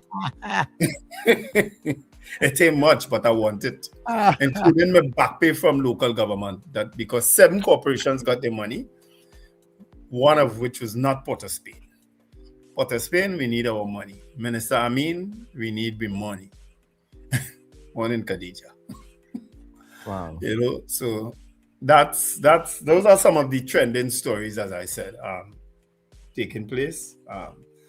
But so we can open up the lines and take some calls, you know, because these stories won't go away in a hurry. You know, in the middle of all that, of course, is Carnival, a lot of fetes coming up this weekend. I think is QRC Fete, so go out there and support. I actually heard Marshall Montano being advertised as the main act for QRC. The QRC Fete could grow back big because it used to be really big at one time and then it started to go down. Yeah. But it could grow back big, I would imagine now. You know, I think he's probably must be the one and only artist now too, you know. Yeah. Yeah, I think his body is the thing. Because you know you have about 3 or 4 different bands. You know, but I don't know. You know something about Marshall, when you see he's going after a road march race, he's finding himself back in all the parties. Yeah. He stormed parties. I remember the year he wasn't even part of the IC Fete and he ended up in the Fete on the stage. He's finding himself in all the parties. I don't know what is going. I mean, we got to have Marshall in the party, yeah, but so far the race it ain't looking too competitive right now. You know. I hope some of the other songs that I'm hearing will start to pick up. I find the whole crop of the soca music is not as, you know, as it was, you know, last year or even year before. I find it kind of weak. Yeah, I haven't been following it, you know. Honestly, I haven't been following the carnival and the songs and so on. I mean, I'll hear the calypsos when you play it. Because I don't listen to the radio stations that playing carnival music. Hold it. The same set of tunes over. I can't do it. Yeah, well, that's part of the programming. Yeah, when I say the programming, not part of the programming, but programming the individuals, people. Programming your mind. You know, you hear it over and over. You start to believe it, right? Yeah. Yeah. So I'm not interested. Sorry. All right, well, let's see if we can take some call. Coming up, we have karaoke in a little bit, people. So don't forget that also. We need a couple of people inside to sing today, right? So I hope you guys have your stuff well rehearsed and you're ready for the karaoke today. Miss Mendoza, we're looking for you back on the inside today. Where's our friend from Santana? And Kazim. Likshi, you could probably, you know. So let's see how it goes today. But in the meantime, let's continue to take your calls on the breakfast show. So good morning to you, caller. Good morning, gentlemen. Morning to you, sir. But this is a very serious and dangerous revelation. Yes, so we have a police commissioner who's not interested in the truth, boy. You see why they can't solve any crime? Because if people have evidence, video evidence, you see why people don't want to come forward. So then he's not interested in the truth. Well, we can't say that he's not interested. So he going through a different process to what some of us may be processing has seen it and say that is it. He going through a whole different process to probably may come up with the same truth as for the end of the day, you know. But Sir Charles, he asked people not to share it. No, but I understand that. Yeah. But as I said, the caller is saying that he not recognizing the truth. So I'm in the area where I live a few years, maybe about 8 years ago, happened in front of about maybe 30 something people. Mm-hmm. Everybody know what is going on, sharing the information. And 8 years now, they can't stop the crime because the police saying they can't go with no third-party evidence. But nobody not willing to come forward to say what's going on in this kind of circumstances, they follow. Mm-hmm. So if you have video evidence, because they can see probably evidence of where the car was being chased. If the police are shooting at the car or whatever, what caused the people to think, right? And if you watch that video, the police car, when the police car themselves come to a stop, when the officer was out with the gun, the police car vehicle didn't stop yet, and the car running that drain, right? Mm-hmm. The police that car, that next car was coming on, stop in the corner. So you're going to open fire and have a gunfight with some people, and innocent people right there. Yes. Because that car caused the car thing to crash in the drain. So them get stuck by the police there. And the police going to engage in a gunfire with innocent people and nothing to do with it in the middle there, and they go engage in gunfire, right? To put them people's life at risk. Right? Cool. Thanks for saying that, because a senior member of the judiciary also pointed that out to me, that they weren't concerned about that other car. Everything wrong in that video, Everything went wrong in that video. You understand? I don't know. All right, caller, good morning to you. Morning, gentlemen. Morning. Condolences to Zina, relatives, and so on, my brother. Rest in peace. But what did I say yesterday when I called him? You did say he will double down on it. You did say and give the spiel that he gave. You did say that. And didn't I also point out to you about something called background selection and so on? Yes. In terms of engaging people. So what that caller pointed out is it falls right in the garden. And I thank God that during my time, I would have taken my training seriously. Right? And like my family, like some of my family members told me this morning, it's a good thing I am where I am now. Because had I been in the service still, I would have been in one of those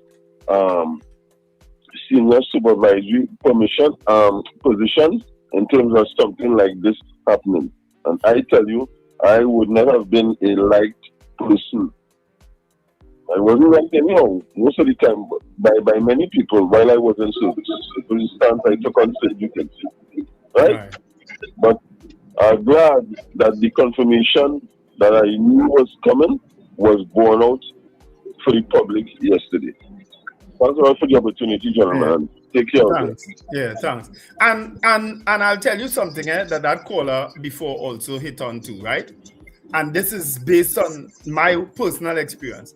The TTPS will not go with any footage that's sharing.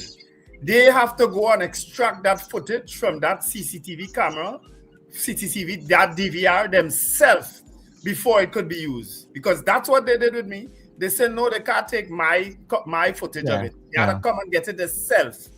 After that, I never hear from them again. You understand? So that footage that whoever shared it there, is the TTPS themselves had to come and extract that footage from that DVR for it to be used. So if they never come by you, who shared that footage, then no investigation ain't going to take place. So all the things that we see on social media, people sharing all different guys. So that means all the things going on there, nothing happening there either. Mm-hmm. Wow. Well, good morning to you. Yeah, let's call back. I get cut off just now, right? Yeah. So the video there showing that the police and them wasn't under no threat because the car didn't himself come to a stop. He jumped out of the gun shooting. They didn't stop to take precaution. The vehicle crashed in a drain, right? So then I step back and wait a few seconds to see. Suppose the drain where they crashing had mosquitoes. Oh, good Lord. Oh, Lord. Thanks for that laugh, Colin, you finished now? We needed that laugh. Yeah. I think you finished now. Well, look how the commissioner was firing them if they had put themselves at risk for mosquito bite. They was getting fired immediately. You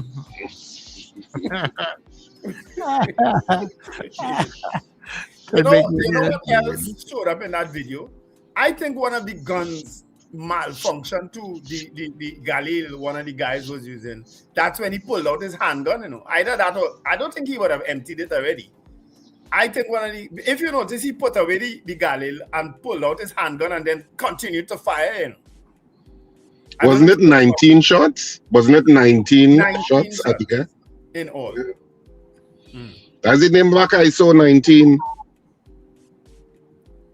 You have all kind of things you could. I could come up with Kaiso, you know, Sir Charles. Yeah. That's the name of Kaiso 19. And they could use that as the basis for a critique. All right, okay. Prime Minister of Homeland Security, do something about the TTPS before they do something about all it. That is all that's the best advice I could give, right? Who's the Minister of National Security exactly, Wanda? Homeland Security, you know what I mean? And you expect the Minister of Homeland Security to do something about the police? Are you thinking this true or you're just talking? I am, but who else could do something, Richard? But are you thinking this true or are you just talking? You're just talking, right? No, Richard, you're talking in a kind of altruistic kind of way about how things supposed to work. Is that what you mean? Yeah, that's what I'm doing. How things supposed to work. Yeah. That his allegiance is to country and not to the police. Right? Yeah. We have a prime minister who is in power who said party before country. We didn't ask her to say it; she said it. Yeah, but it wasn't a slip of her tongue. It was deliberately and intentionally said. Party before country. I hear you, Richard. She was opposition leader then. She said almost any and everything to get in power. She has power now. She has unbridled power now. She needs. But she said party before country, so. This is now. Oh, so now it's country before party then. You know who else? You know who else said that, Richard? Not really party before country. You know, one of our last attorney generals, when he was on the Law Association head, was saying one thing about a particular matter, and now that when he became the attorney general, he had a different view on it. Right? And he said basically that when he was sitting as the Law Association head, he was in a different capacity. That's true. So, almost all attorney generals are placed in a position like that. And when he became part of the last administration, when that same situation came up, he had a different opinion on it. So yesterday is yesterday, today is today. Call good morning. So it's now country before party.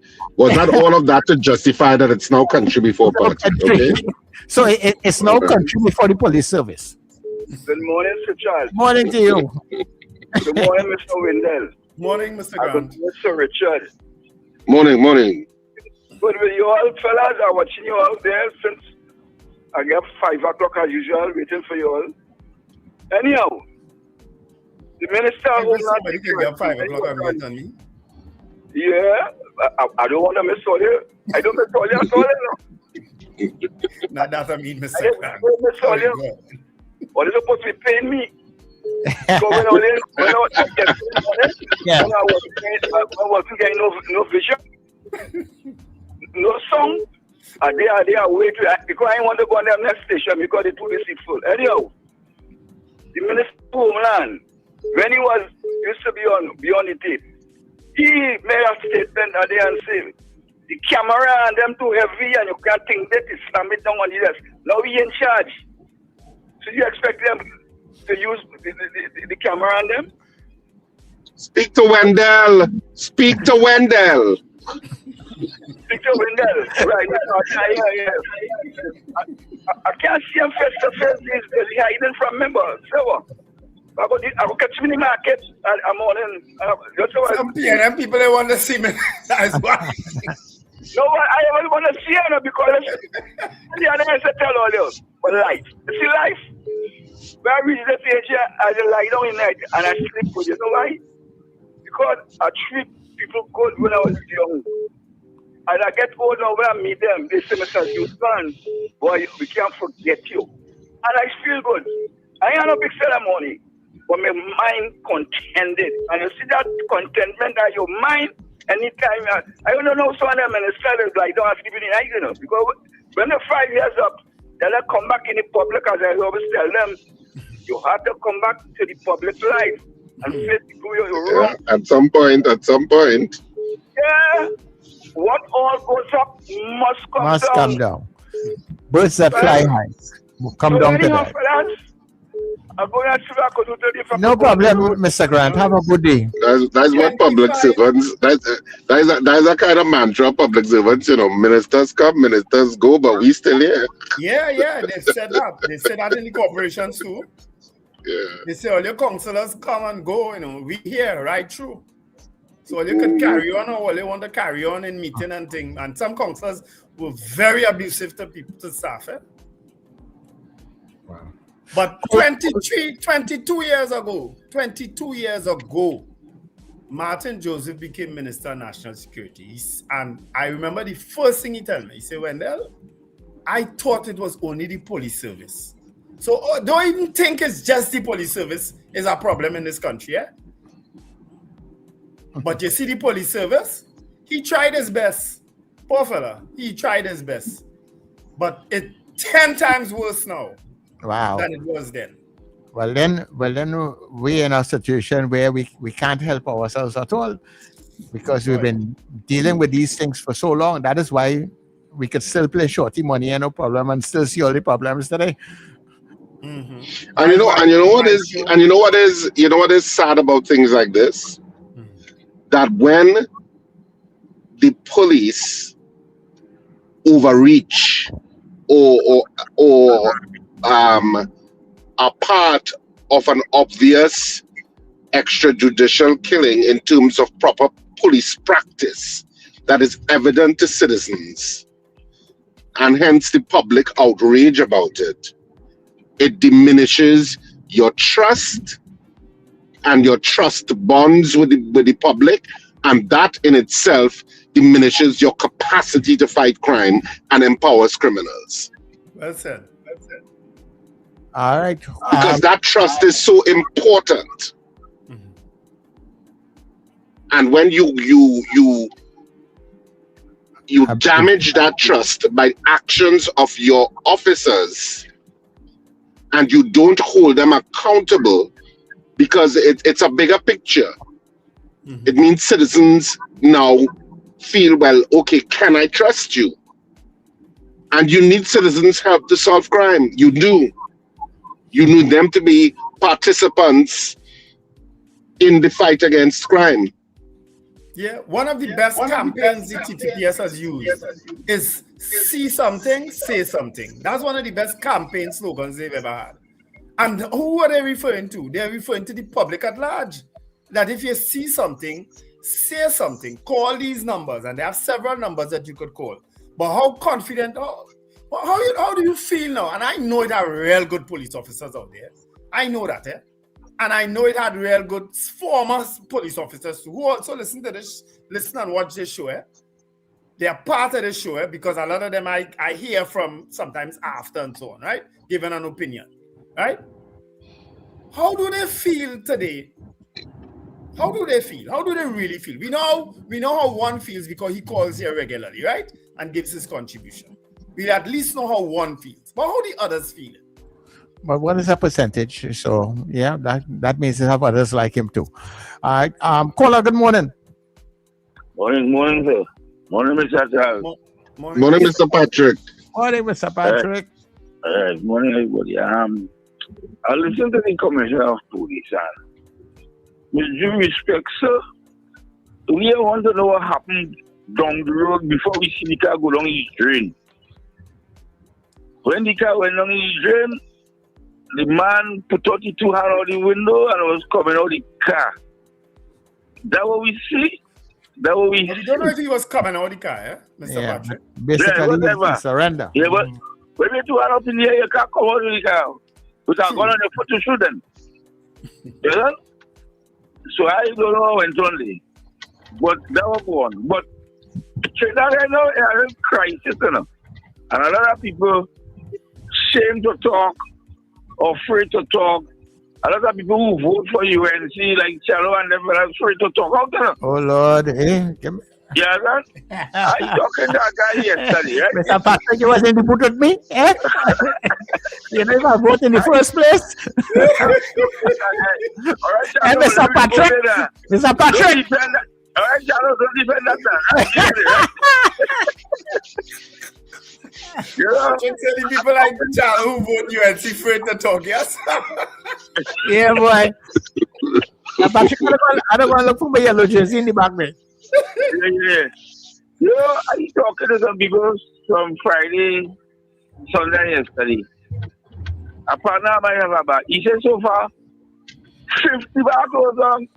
50? 50 bar. Yeah, he tell you That is in which part? Because I pass it wrong here, means you know back close, no? Well, that's not in Tenapuna. The Barkeepers Association, the man, you know, something on the phone. He talking to that brother, he said 30. He said right now it must be about 50. Yeah, and a lot of business is shutting down by. I went in City Mall yesterday, and I see some business wrapping up the shop by. Yeah, that. Well, look, well, I don't talk about the grocery. Yeah, well, that mall under real pressure since the next mall open up to it. Not that mall, all the malls. Business all about shutting down. And we talking about this. The man talking about bar license going up from $150 to $9,000. And things going up, everything going up. Yeah, that. And it's rough out there, it's rough. We are running to karaoke, Thanks very much. You can call back and sing. Yeah. All right. Let me just say good You can call back to continue after 8 a.m. After the news, Mr. Patrick. Yeah. If you still have a point to make. Let me just greet someone in the chat, guys, who says that this is the first time she is seeing us or listening to us. Kim Govaya. Good morning, Kim Govaya. First time listener and viewer to our show. And yes, Dean, I subscribe to that. When you're a good officer and you keep silent, you're no longer good. And I've said that many times. A lot of the good officers are so intimidated, they say nothing, or they go along with the narrative and they say nothing. But they talk outside. They won't talk public. They talk private. Because that that institution is something else, you know. It's a cult. Yeah, a cult. But police officers have been killed while on duty by other police officers because somebody was doing something with a gun and all those kinds of things that raise questions in years gone by. Yes. People, we are going to, and we will be back shortly so that you can sing. Hey, you. Yes, you. I'm talking to you. So you think I can sing, huh? Well, then be part of our Carnival Karaoke. You know what? I don't like that name. Let's call it Carnival Karaoke. Carnival Karaoke. We'll call it Karaoke. Yeah, so you can be part of our Carnival Karaoke on the Breakfast Show on New Era TT Radio. Yep, it's happening Monday to Friday at 7:50 a.m. starting Monday the 19th of January, and all you have to do is sing a verse and a chorus of your favorite calypso, soca, chutney, old or new. Just sing it good, and you could be our karaoke singer, our champion for 2026. We're taking 2 contestants every day, and we are choosing one winner whose name will go into the championship box. And on Carnival Friday, the 13th of February, we'll have a grand draw for the karaoke champion on the Breakfast Show. The first ever prizes. Well, don't worry about that. You'll get something. Just come and sing and be part of our Carnival Karaoke on the Breakfast Show and New Era TT Radio. Sing, the man, sing.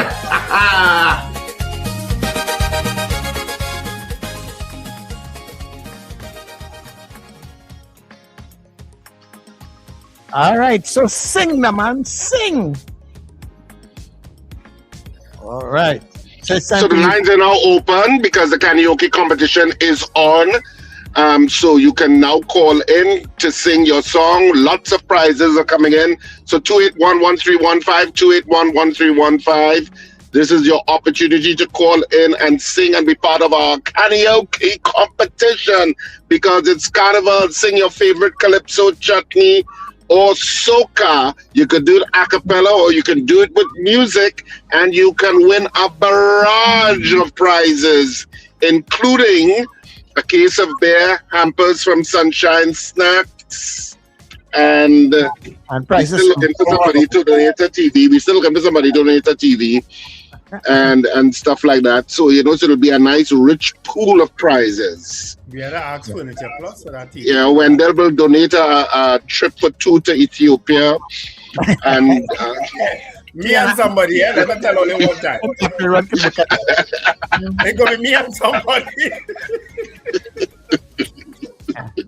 So if you want to donate a prize, you can always give us a call, right? Contact us, Captain Ron and Fifi tell me come by myself. They say don't come with nobody on that trip. Come by myself. So, Fifi looking to link you up because you have a set of woman looking for you. So Fifi saying come by yourself, like she getting a commission.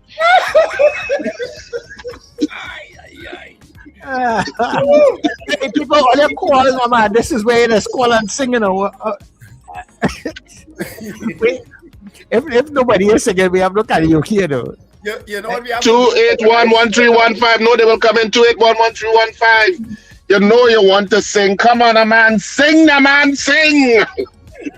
We had to do a ticker tape at the bottom for our sponsors for when we be doing karaoke. Yeah. Yeah, the case of beers courtesy Amanda and Damian Edwin out of Canada. And we have prizes courtesy of Wow Pet Supplies. The entrance. Wow, yes. Gregory and Kathleen. All right. Yes. Gotta put it up. And Rumbox. Rumbox, we're still working up on exactly what it is. That Ming Pilling called Harper go over. That's something. You might get a pack of cups, But the beers and the bagais. And the bagais. Don't find your rum on your chaser. Oh my word! Like Harper is the only person that is selling Rumbox now because Wendell say he don't sell anymore, and I know the other partner not selling at all. He is selling nothing. So it's only Harper. He is selling nothing. It's only Harper. They should call it Harper's Rumbox. Harper's Hospital. The amount of people have problems with walking there. I just call it Harper's Hospital. Where are you all this morning? Where is Kasim? Where is Miss Dabney? Where are all of you persons who have not sung already? Come on, man. This is a good day. You can probably get through today. You have no competition right now. Yeah, whoever comes in now will be the winner. Yeah, coming right now. It doesn't matter if you can sing, if you can talk it, you can recite. Yeah, that's a go. People will be trying to call on that game too. Maybe everybody the lines jamming up. No, they have no jam going on here. When you're talking politics, do like what you name back in the day. Let me clear the lines. You know my mornings when I hear that. Yeah. I mean, that's a jam up. I'm gonna reset the phone. Let me reset the phone here. Right? Okay. Let me clear the lines. That's a good line, Wendell. Let me clear the lines. So I just reset the phone, right? So what I can call now? Let's see what I hear. Those were the days, Hello, good morning.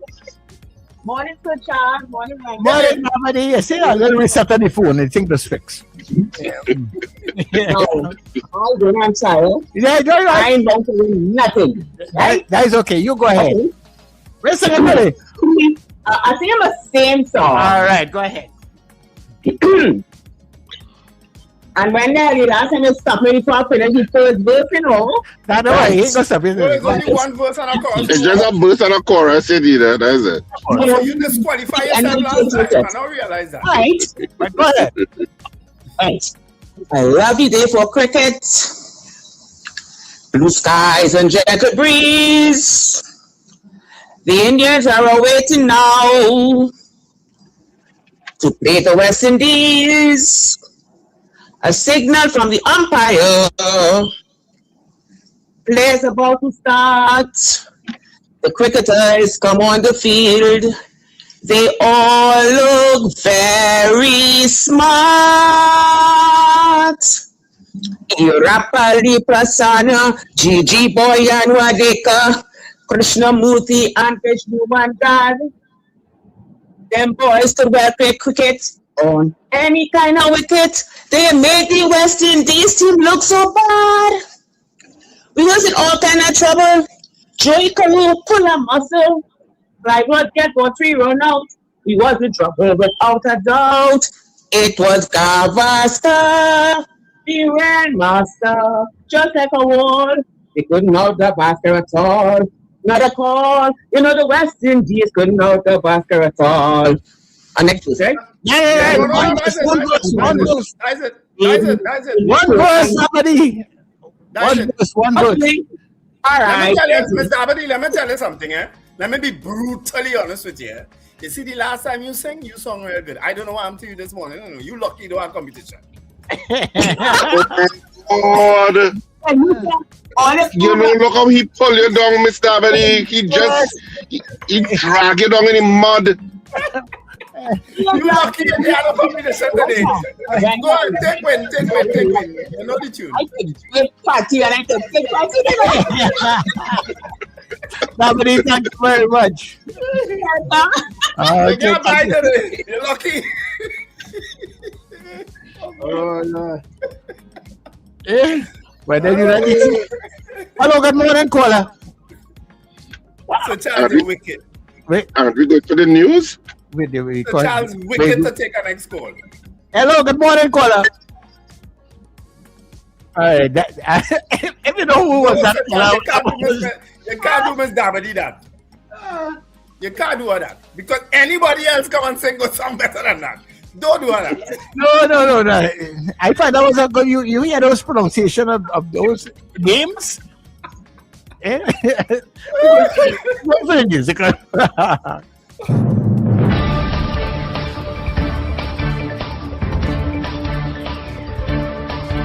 The news you need, the clarity you deserve. Local, regional, global. This is NETT Radio News Now. This is News Now on New Era TT Radio and Guy L Caribbean TV for Tuesday, the 27th of January. I'm Derek McMillan. Thank you for joining us. By 1 p.m. on Monday, the government's migrant registration framework had recorded more than 137,000 visits to its website. Homeland Security Minister Roger Alexander said the online system went live at midnight, and by early afternoon, 1,611 applicants had started but not completed the process, while 599 applications were fully submitted. The renewed registration program, which now applies to all migrants in Trinidad and Tobago, includes a $700 processing fee. That charge has drawn criticism from some civil rights advocates, including Venezuelan activist Yesenia Gonzalez, who argues many migrants cannot afford it. Alexander has denied claims that the exercise is being used to target migrants for deportation. The government has completed the issuance of a $1 billion sovereign bond in the United States market. The 10-year bond, which matures in January 2036, carries a coupon rate of 6.5% and was issued under a Rule 144A and Regulation S format.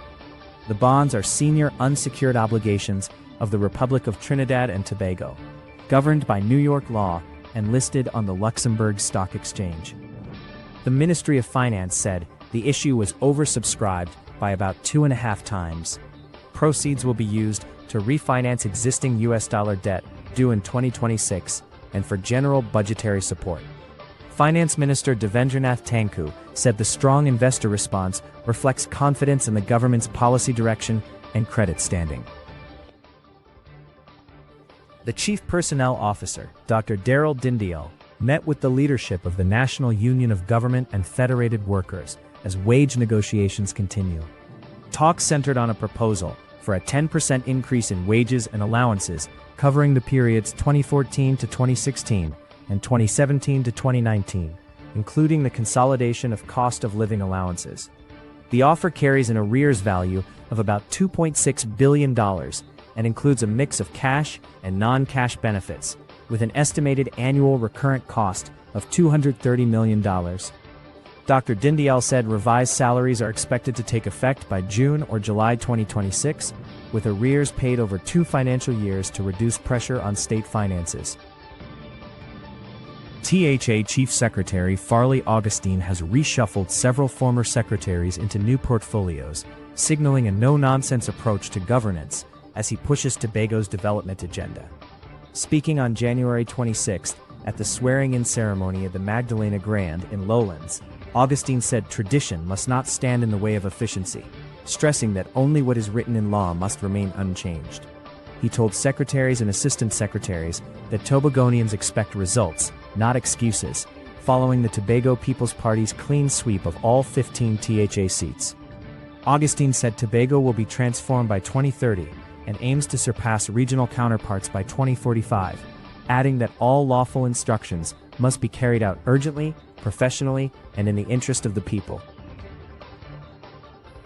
Tameka Darius is the new 2026 National Calypso Queen, delivering a commanding performance at Queen's Hall on January 25.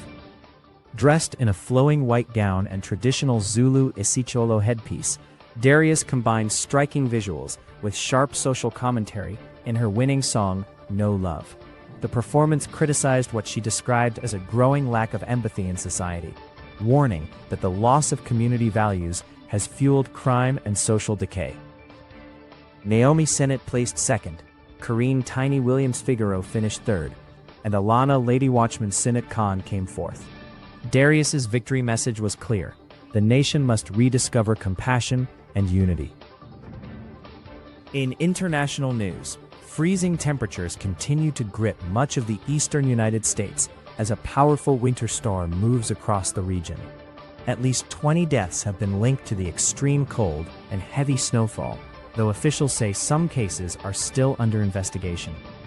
Millions of people have been urged to stay indoors, with schools closed, travel disrupted, and hundreds of thousands left without electricity, although conditions have improved slightly since the weekend. Kentucky Governor Andrew Beshear warned that while the storm has moved on, the danger remains as the National Weather Service forecasts a deep freeze across large parts of the U.S., with record low temperatures expected to persist through the week. And that's the main stories in the news at this time.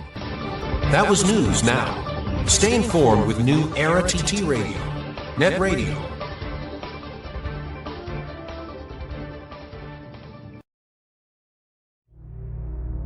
Join me, Brother David Muhammad, every Tuesday from 6 p.m. to 8 p.m. here on New Era TT Radio, NETT Radio, Powerful Radio. Join me to hear knowledge, wisdom, and understanding. Tuesdays, 6 p.m. to 8 p.m. here on New Era TT Radio, NETT Radio. This carnival, the seas are calling. Production Sounds and Ace Limers Entertainment presents Foreign Exchange. Foreign Exchange. A carnival season boat ride like no other. I wanna be somewhere where the music is. Sunday, February 8th, 2026. Hearts Cut, Shakarama. Step aboard the Ocean Pelican and experience where soca meets the open water. Boarding 7 p.m. Sailing 8 p.m. Music by Production Sounds. D.O.C.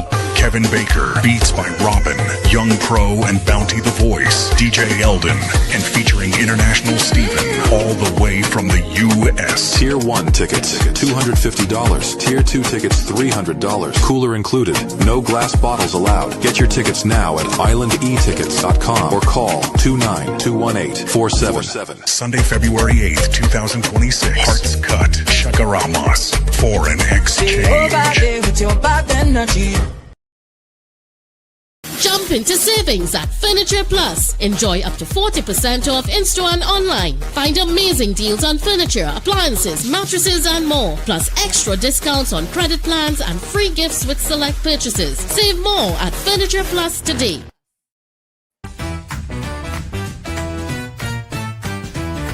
Advertise with us on New Era TT Radio, the fastest growing streaming platform for talk in Trinidad and Tobago.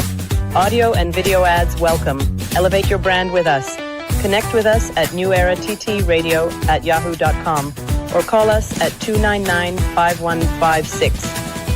Now what are you waiting for?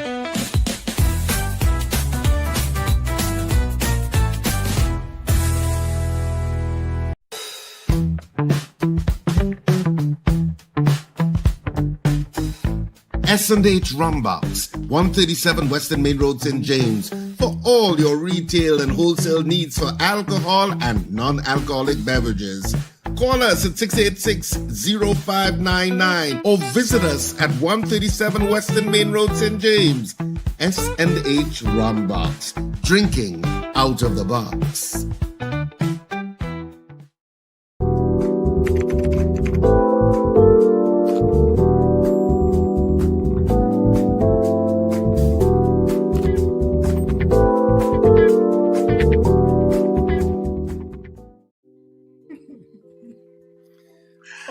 Good morning, Miss Dabity. I love you. You know I love you, right? And you know I always wanted to get you back singing again. So don't take on the whole talk from me. I just laugh.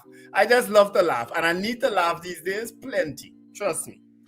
I need to laugh. It's been very stressful. Yeah. So I think the other call, because it was Mrs. R was trying to call, so I thought she was calling to sing. Well, I wish she had called. I would have, look now, I wish she had called. I'd have been glad to say Miss Dabity is the winner by far.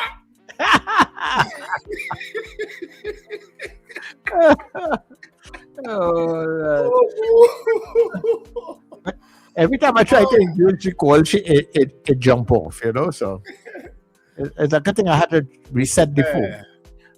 Good morning, CPT Singh, and good morning, Cheryl Henry. Good morning, all you people who joined us, Dean Allen, Diane Payne, who all joined us on the chat. And of course, special good morning to Kim Govaya, who's one of our new people on the NETT Radio today.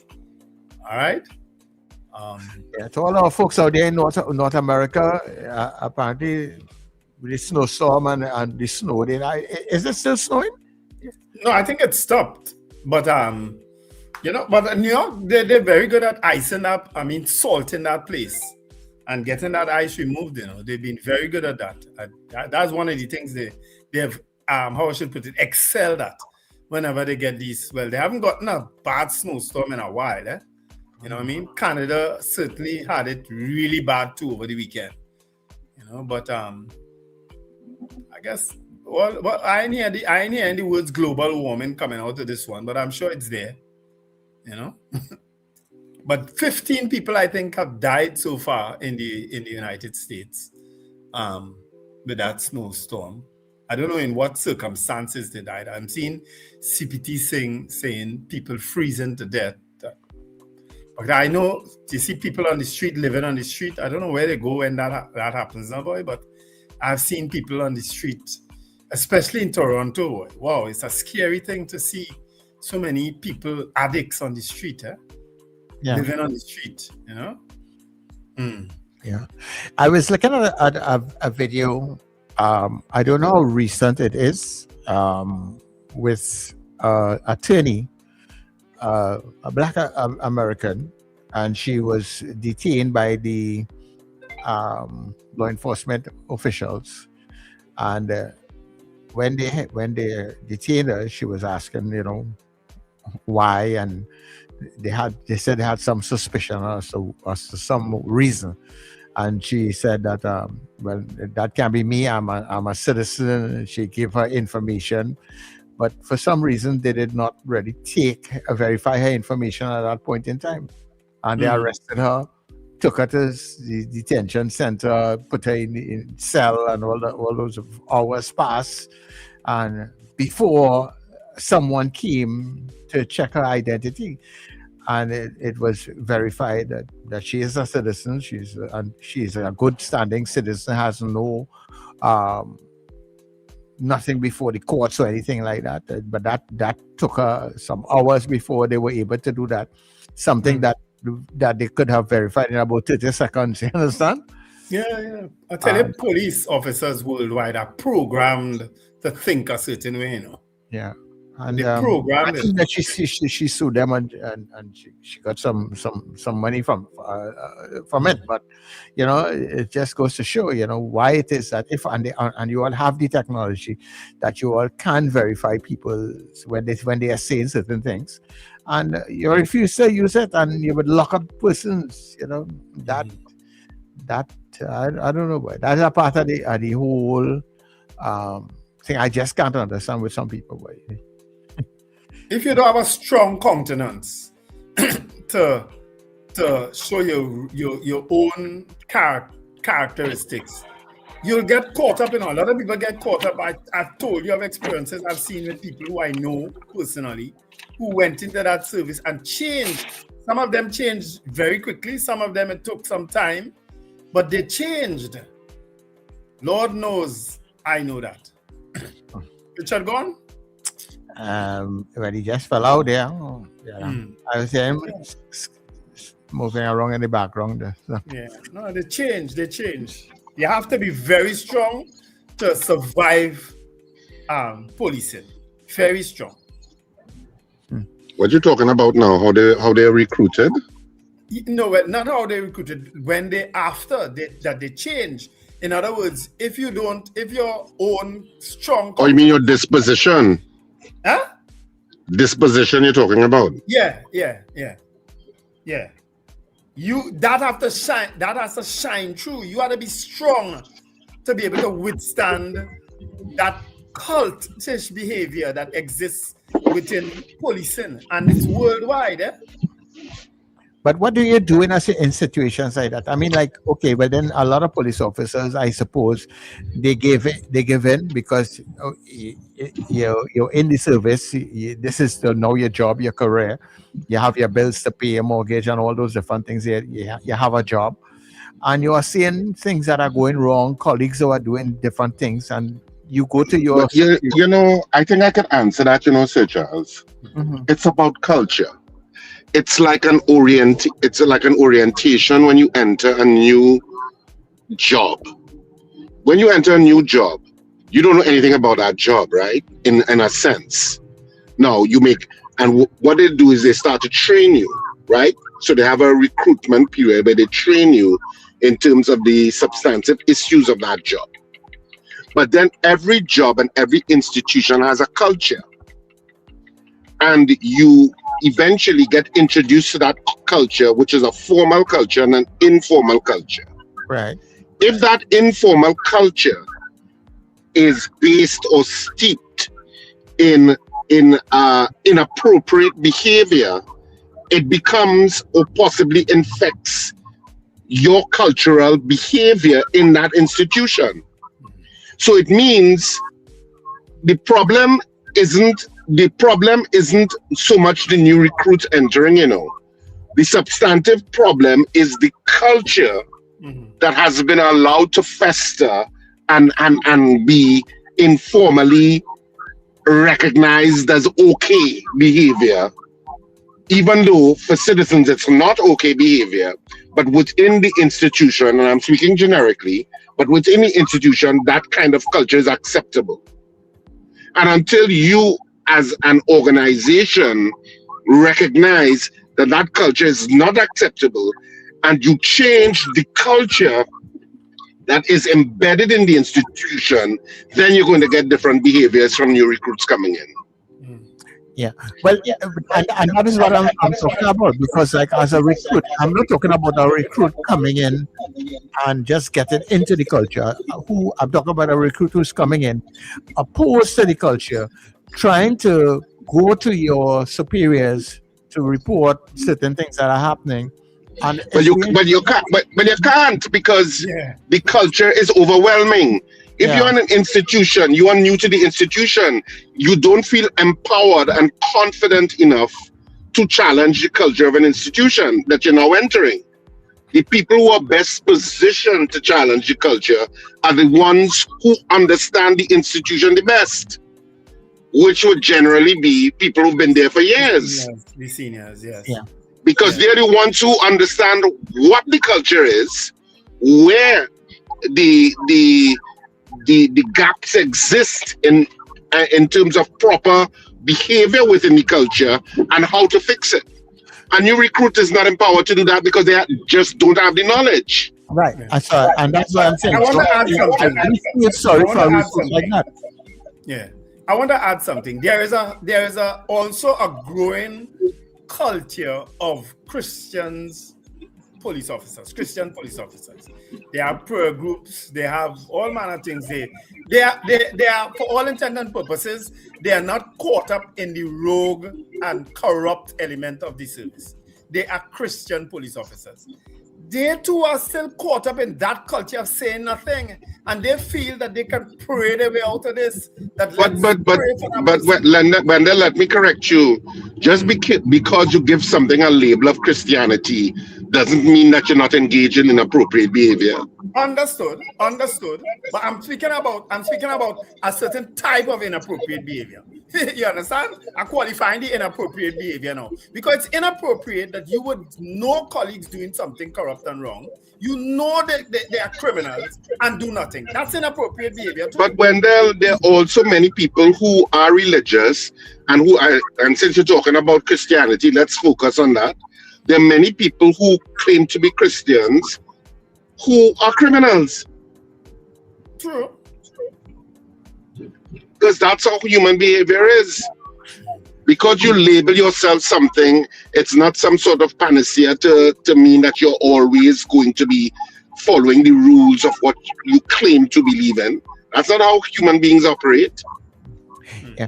But I think the argument for me, Richard, is that I was basically trying to get across that what the police services want with politicians is the same thing. A lot of them sit with people who are in their cabinets and some who they know are doing all manner of stuff. But Richard pointed that out to you, Sir Charles. He said you go into a job, you fall into the culture of whatever that job is, Yeah. But what I'm saying is that I understand falling into besides just falling into the culture because you can't do anything about it. But what I'm talking about, those who are involved in it at the highest level, they are not making any attempts to change. Now you're talking. Now you switch the conversation to leadership. Yeah. So that's a leadership issue. Yeah, because if there has to be a change, it has to come from leadership. Right, but so leadership is the issue then. So leadership is what can implement change in terms of what the culture of an organization is. So different leaders can bring a different culture to an organization if they are so minded. Yeah, true. And I kind of wish that maybe Junior Benjamin had a longer stint as commissioner. Because you remember when we first spoke to him, I mean, it was clear that he was deep-rooted in Christianity, right? He didn't hide that, right? And he spoke about his challenges growing up and so on, right? And getting into the police service. I would have liked to see what the police service would have been under somebody like Junior Benjamin if he had gotten enough time. Honestly, I think. But guess what? He was there for a short while, so we didn't get to see how he could have changed that corrupt, demonic nature of the police service. Because that's what they are. Yeah. Yeah. And nobody seems to want to even say that. Even at the highest, outside of that, with our leadership in the country, and not now, even in the past, I have never heard any of our leaders talk in that kind of way that this is a problem, and we have to fix this. And if they fix that, we get rid of 90% of the problems where crime is concerned. Nobody wants to. Well, I don't know if you and Wendell need. I don't know if you and Wendell need to keep talking for the rest of the show, or you all are planning to take calls. I just putting it out there. I don't mean to be snarky. No, we can take a couple. Actually, I do mean to be snarky. Yeah, Let me correct. I think you are that. You are RSR. Richard Snarky with Vagoba Singh. We know it. RA and RO.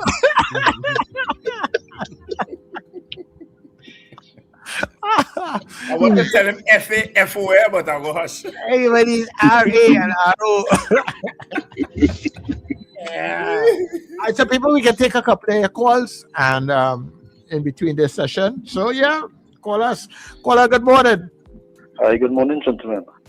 I am very intrigued, very interested in what you all are saying, especially in last conversation. I totally agree with you all.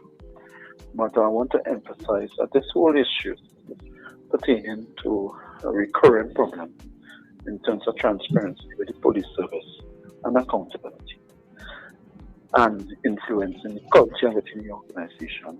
It has to be an issue of leadership, right?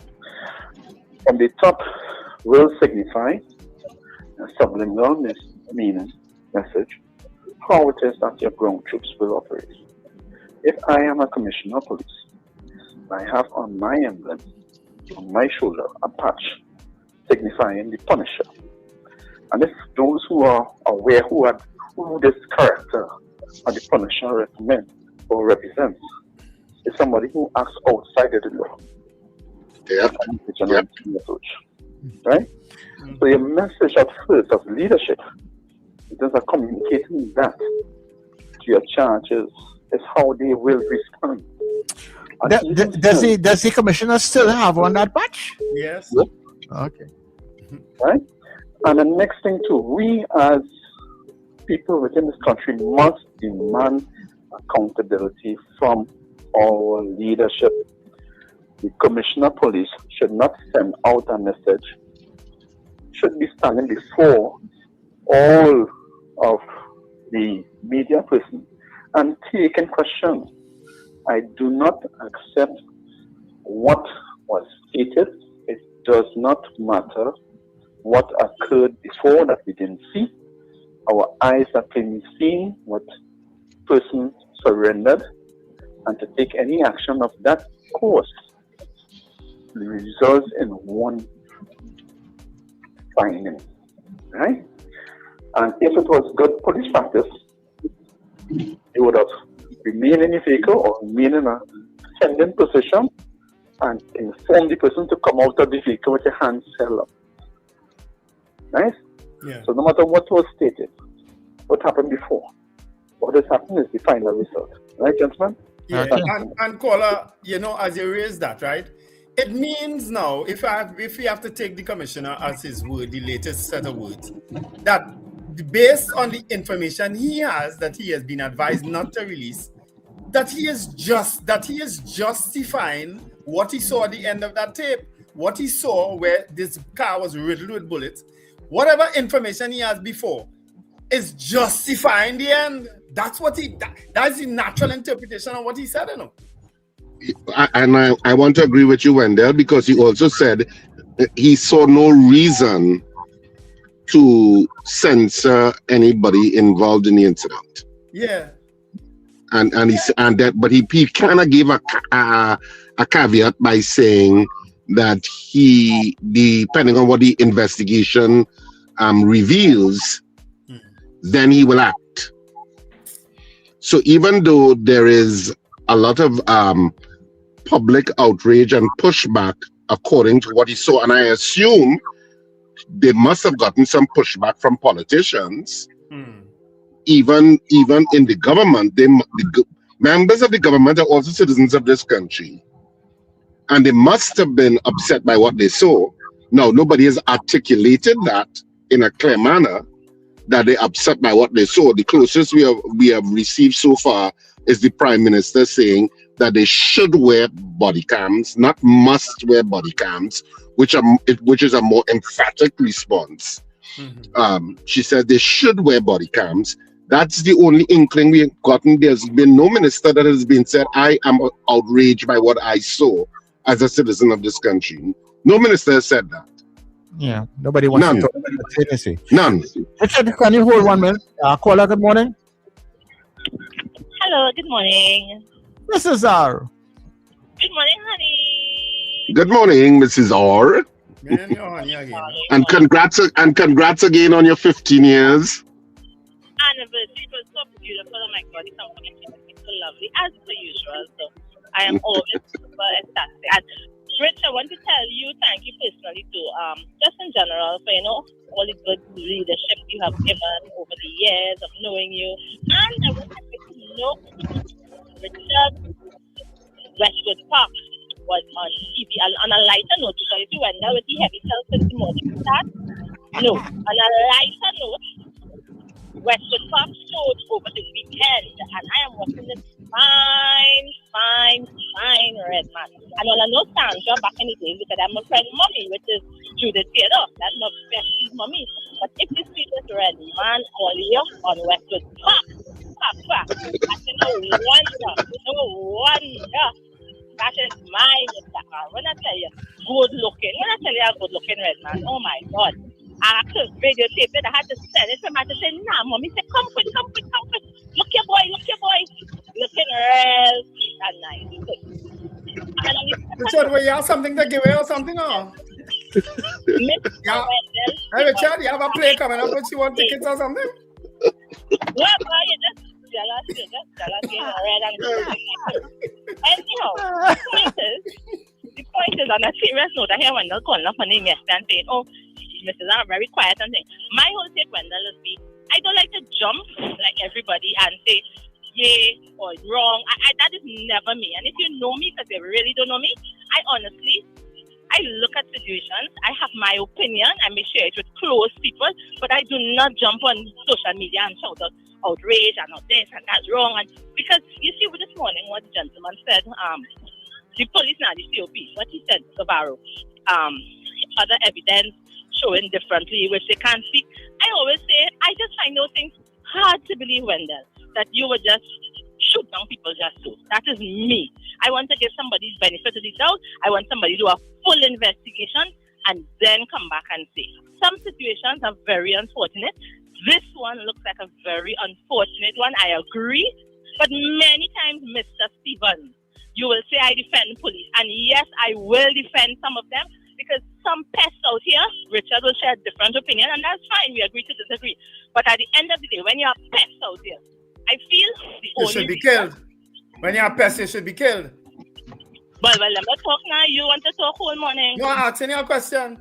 Well, as I said, that is what I'm alluding to. Yes, if you're a pest, Wendell, is either the pest take all you out, and I do not intend for no pest to take me out just so. By whatever means, that is my opinion. Pests out here, for them not to come back and harass and, bring frustration to people, you have a choice. You could live like decent, law-abiding citizens, learn to get along, don't rob, don't steal, don't kill, don't rape, don't do no home invasion. If you meet your demise, so be it. However you meet it, you meet it. This situation... Are you aware, ma'am? Are you aware that we have people who used to call pests long time and in prominent positions all over this country as attorneys, judges, priests, politicians? Are you aware that those were people who were called pests too? They lead in countries now worldwide. Are you aware of that? That is your co-host. He and his whole clan that yellow is the code, yellow is the code. You see that song they played this morning? FAFO, that is the right song. Because yes, I'm aware of that, Wendell. However, until things could change around, what you want me to say? What you really want me to say? Oh, wait, that makes sense. I will know you alone feel you'll be making sense all the time on the radio. No. You can challenge me. No, you can challenge me. But yes, you see that piece of nonsense you just talked there about how pests should be killed? You ought to be mad.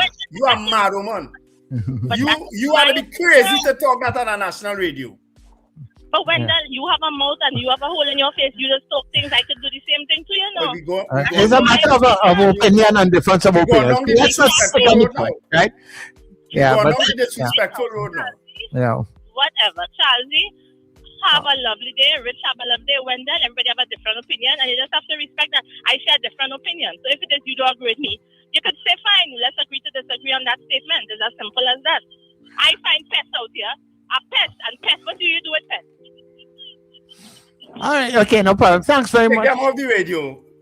Yeah, next call. That's what we do with pests. Go to our next call. No, well, she left. Thankfully. Yeah, she Listen, let me tell you something. I could agree with a lot of what people saying and whatnot, and defense of police and whatnot. Trust me, I was married to a police officer for 20 years. I know about policing. As I say, I keep telling people about my experiences with the longest serving Minister of National Security here. I understand policing. I have experienced the good, real good, and the bad of policing. But you see, when you take that position that people who are pests should be eliminated, I'm sorry, I will never agree with that. I don't care what they do. Well, as I say, I mean, you're free to disagree, but at the end of the day, that is just her position, and you can't agree with that, Sir Charles? I don't have to agree, but I would. No, I don't have to agree with it. Okay. You know what I mean? As I said, I do have to agree with everything, but I will defend your right to express yourself, you know? Yeah. Call on, good morning. Morning, gentlemen. I want to ask Mrs. R, or I want to tell her, I'm asking her, telling her, the 1% are one of the biggest pests in this TNT. I wonder if she will say they should be killed.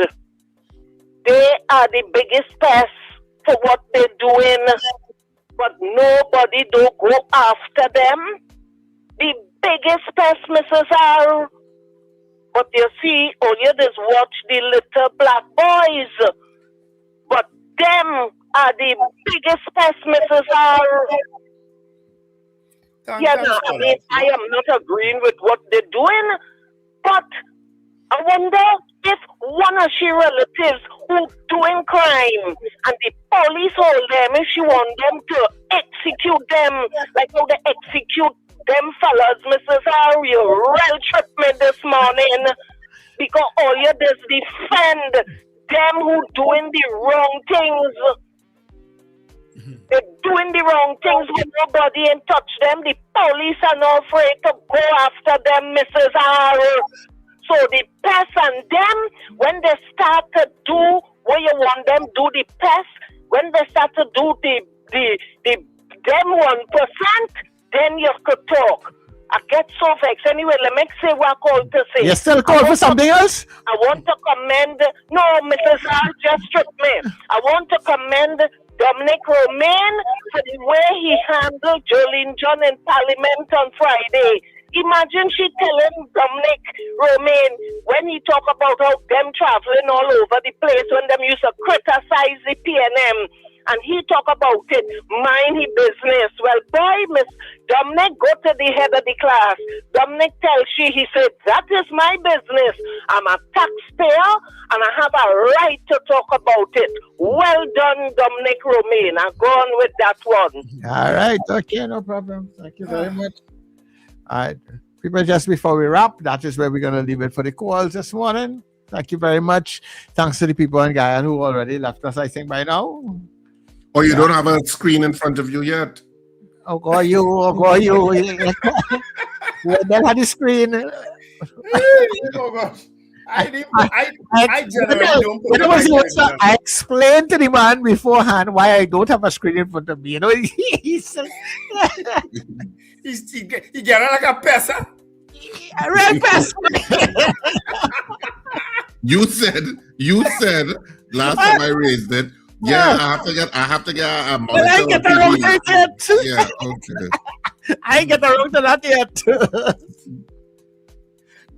I'll work on it, Richard, right? From the comments I got today, Richard, I really see the need that I have to get it because there are some things I'm not aware of. So yeah, right? Folks, let me just give up. You see, on this program, anybody could agree or disagree with any one of these three people on this show. That is, we have years of experience of this, trust me. They call me all kind of thing before. You understand? People disagree with Richard and people disagree with Sir Charles. There's nothing wrong with that.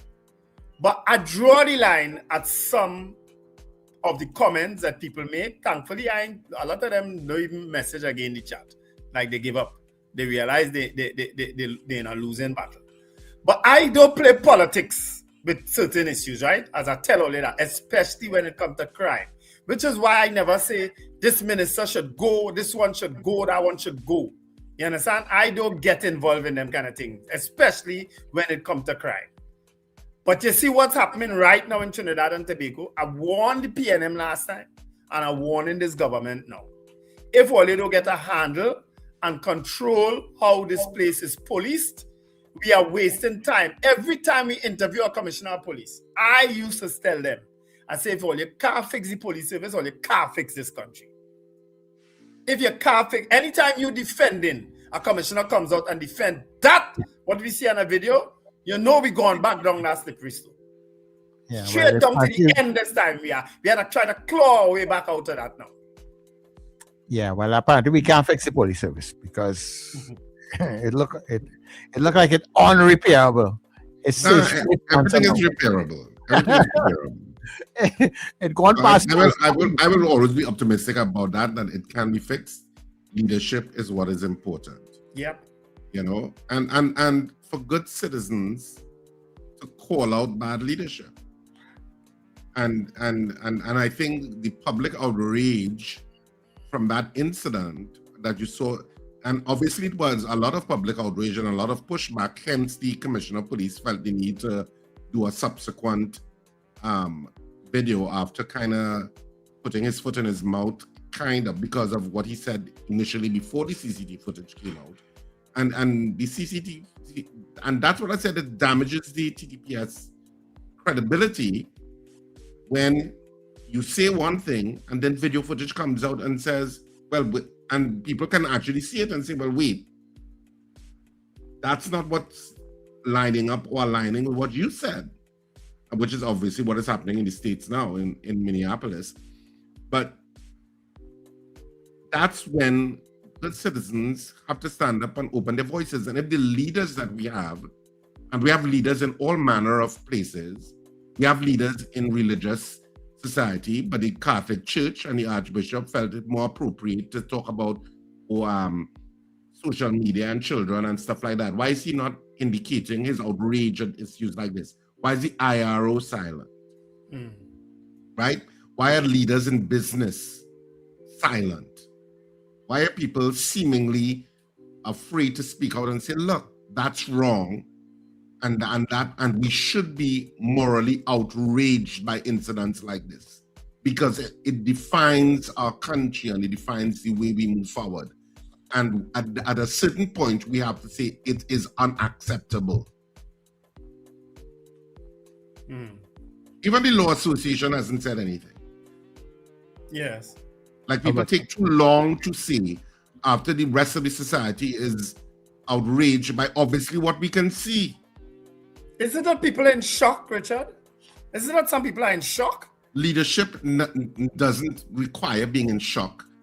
Leadership requires that you lead. And leadership requires that you take the country forward in a particular way. So for citizens to be outraged and for leaders in the country in whatever sphere, whether it be business, whether it be religion, whether it be legal, to still be silent and say nothing is a kind of, I don't know if it's because of the smallness of our size or they're afraid to mash political toes. I don't know what it is. Yeah. But Richard, thank God for the fourth estate in terms of media, at least where we give the voices, we are a channel through which people can express what their opinion is in whatever way. In my opinion, I mean, with what you're seeing there, the police job is apprehend and arrest at that particular point in time for what we are seeing. If you're not under imminent threat, you should have arrested the persons. Trinidad and Tobago, That's Trinidad. what it's called, Charles, due process. Yeah, right. Yeah. That's not the police motto, though. Eh? The police motto is to protect and serve with pride. That's the police motto. Eh? Let's not forget that. To protect and serve with pride. But these things will added with pride after a while. It wasn't always there. And you're right, and these things will continue because I'll tell you why. Even if we are under an SOE, public reaction behind social media is not enough to make anybody do anything about it. People's presence out on the street would have made a bigger presence. And the more days that go by, it's the less people will just look at it and you won't be able to get them to support it. Even if you're in between this particular, there are ways to protest. And people are just using excuses not to come out and protest. You know, as you raised that issue of SOE, it was curious also that the commissioner pointed out in his latest missive that this wasn't an exercise under the state of emergency. It was normal policing. I didn't understand why that was necessary. Yeah, I didn't understand that either. Because you're under a state of emergency, that's the... Anyway. Yeah. Anyway. Yeah. So you're under a state of emergency. That part of the statement. Yeah, I wasn't sure why he felt the need to bring it up. I think he's trying to justify, in a kind of way, to the independent senators that this is normal policing, that this is not exceptional, because remember, that legislation is going to be a state of emergency within zones. Yes. So it now rests with the independent senators, but I don't know if they're outraged either. Maybe they're not. Maybe at a certain point, when you get into certain privileged positions of power, you don't get outraged anymore. Yeah, well, they could skip Trinidad and Tobago and go and watch what's happening in Minneapolis. Go and listen to the mayor and governor of those states. Go and listen to them. But the people of Trinidad and Tobago, we are different, and we are not trying to demand any change. So we will not get any change. 20,000 likes on Facebook, fine, okay, cool. 20,000 people to walk on the promenade and just hold. If you have a white handkerchief, it's a difference, you know. But that's what we know, and that's the way we want to do it. And we ourselves, we use, well, we under a state emergency and we afraid the police could do that. No, there are some things that you could do, and sometimes, you know, you have to stand up for certain things. So if people don't stand up, nothing will change. Nothing. Yeah. You wouldn't get the administration to look and say, well, you know, that they're really vexed. They're really vexed yet. Yeah. And I don't know what else will make us vex, but no, the Prime Minister has to put down her foot with this. She has put down her foot with a lot of other things. She needs to put down her foot with this and say, no, Commissioner, I'm sorry, this is not acceptable. You need to get your officers, they must wear body cams, and you must take decisive action when these things are played out in the public. Because this is not just about politics. This is not just in a so-called PNM area. It could happen anywhere, and it's been happening anyway. Well, it's been happening anyway. Guess what, Wendell? The police is just like anybody else in local government. We was here before you, you know. All right? And we going to be here after you. And we will be here after you. No. I'm sorry, it don't work that way. It don't work that way. It can't work that way. It can't continue to work that way. Because yesterday I heard a narrative, just to end. Yesterday I heard a narrative that I think it was an attorney giving an excuse about adrenaline. The adrenaline of these officers who were chasing this person and think what they expect, and the adrenaline kick when they jump out that car. That is crap. So criminals could use that same excuse then. That they didn't go to kill nobody, they just went to rob them, and the adrenaline was flowing so much that that is crap. Shoot. That is crap. Use that stupid excuse then. That's silliness, and it should not even be given the substance or worth of even discussing it. That's silly. Right. So let's go. Process and keep to what the due process requirements are in a country guided by a constitution and the due process of law, and which is why that Zoso bill is so dangerous. Yep. Anyway, guys, have an absolutely wonderful day. I know I will. I ain't going to place. And remember to let go and let God. Let's have a fantastic one. Remember to smile and laugh. It's great for your health, even with all of the nonsense going across the planet. Remember to smile and laugh. It's great for your health. Of course, New Era TT Radio continues on newerattradio.com and New Era TT Radio on TuneIn, so you can join in for the excellent programming. I heard we had a bumper audience listening to the End of Times, and people were very afraid last night. So they're looking for... Next Monday, you can tune in at 7 o'clock and come and check it out. Is it true that we've never had such a large audience, Richard? Apparently, it rivaled the breakfast show. Oh, there's a calypso in there somewhere, though. End of Times. I think we have a tune named that already. No, but I mean, it was an interesting discussion, so I'm sure it'll be even more interesting next week. So you should tune in. Definitely. Does anybody else give our show the kind of promo he's given us? That's it, Charles? Yes, they do. Yes, they do. They do? Okay. Yes, they do. Everybody promotes everybody else.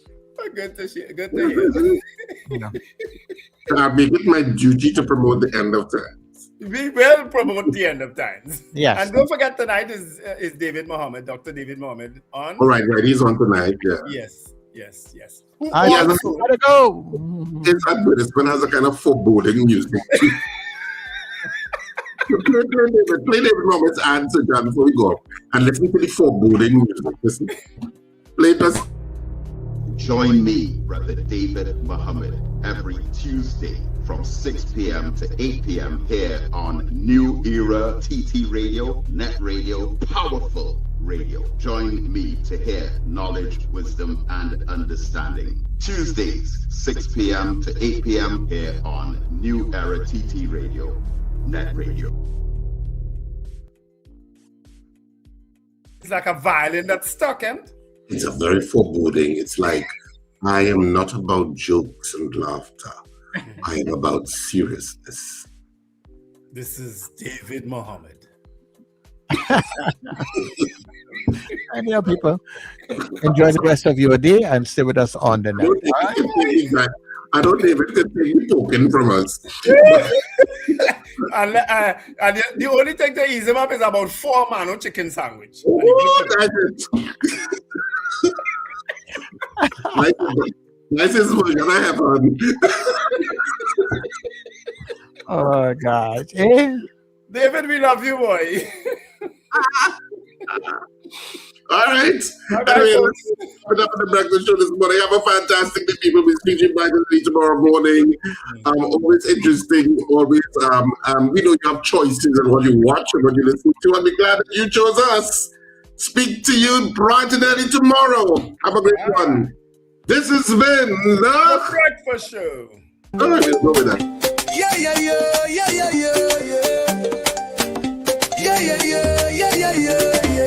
Wake up, it's a brand new dawn.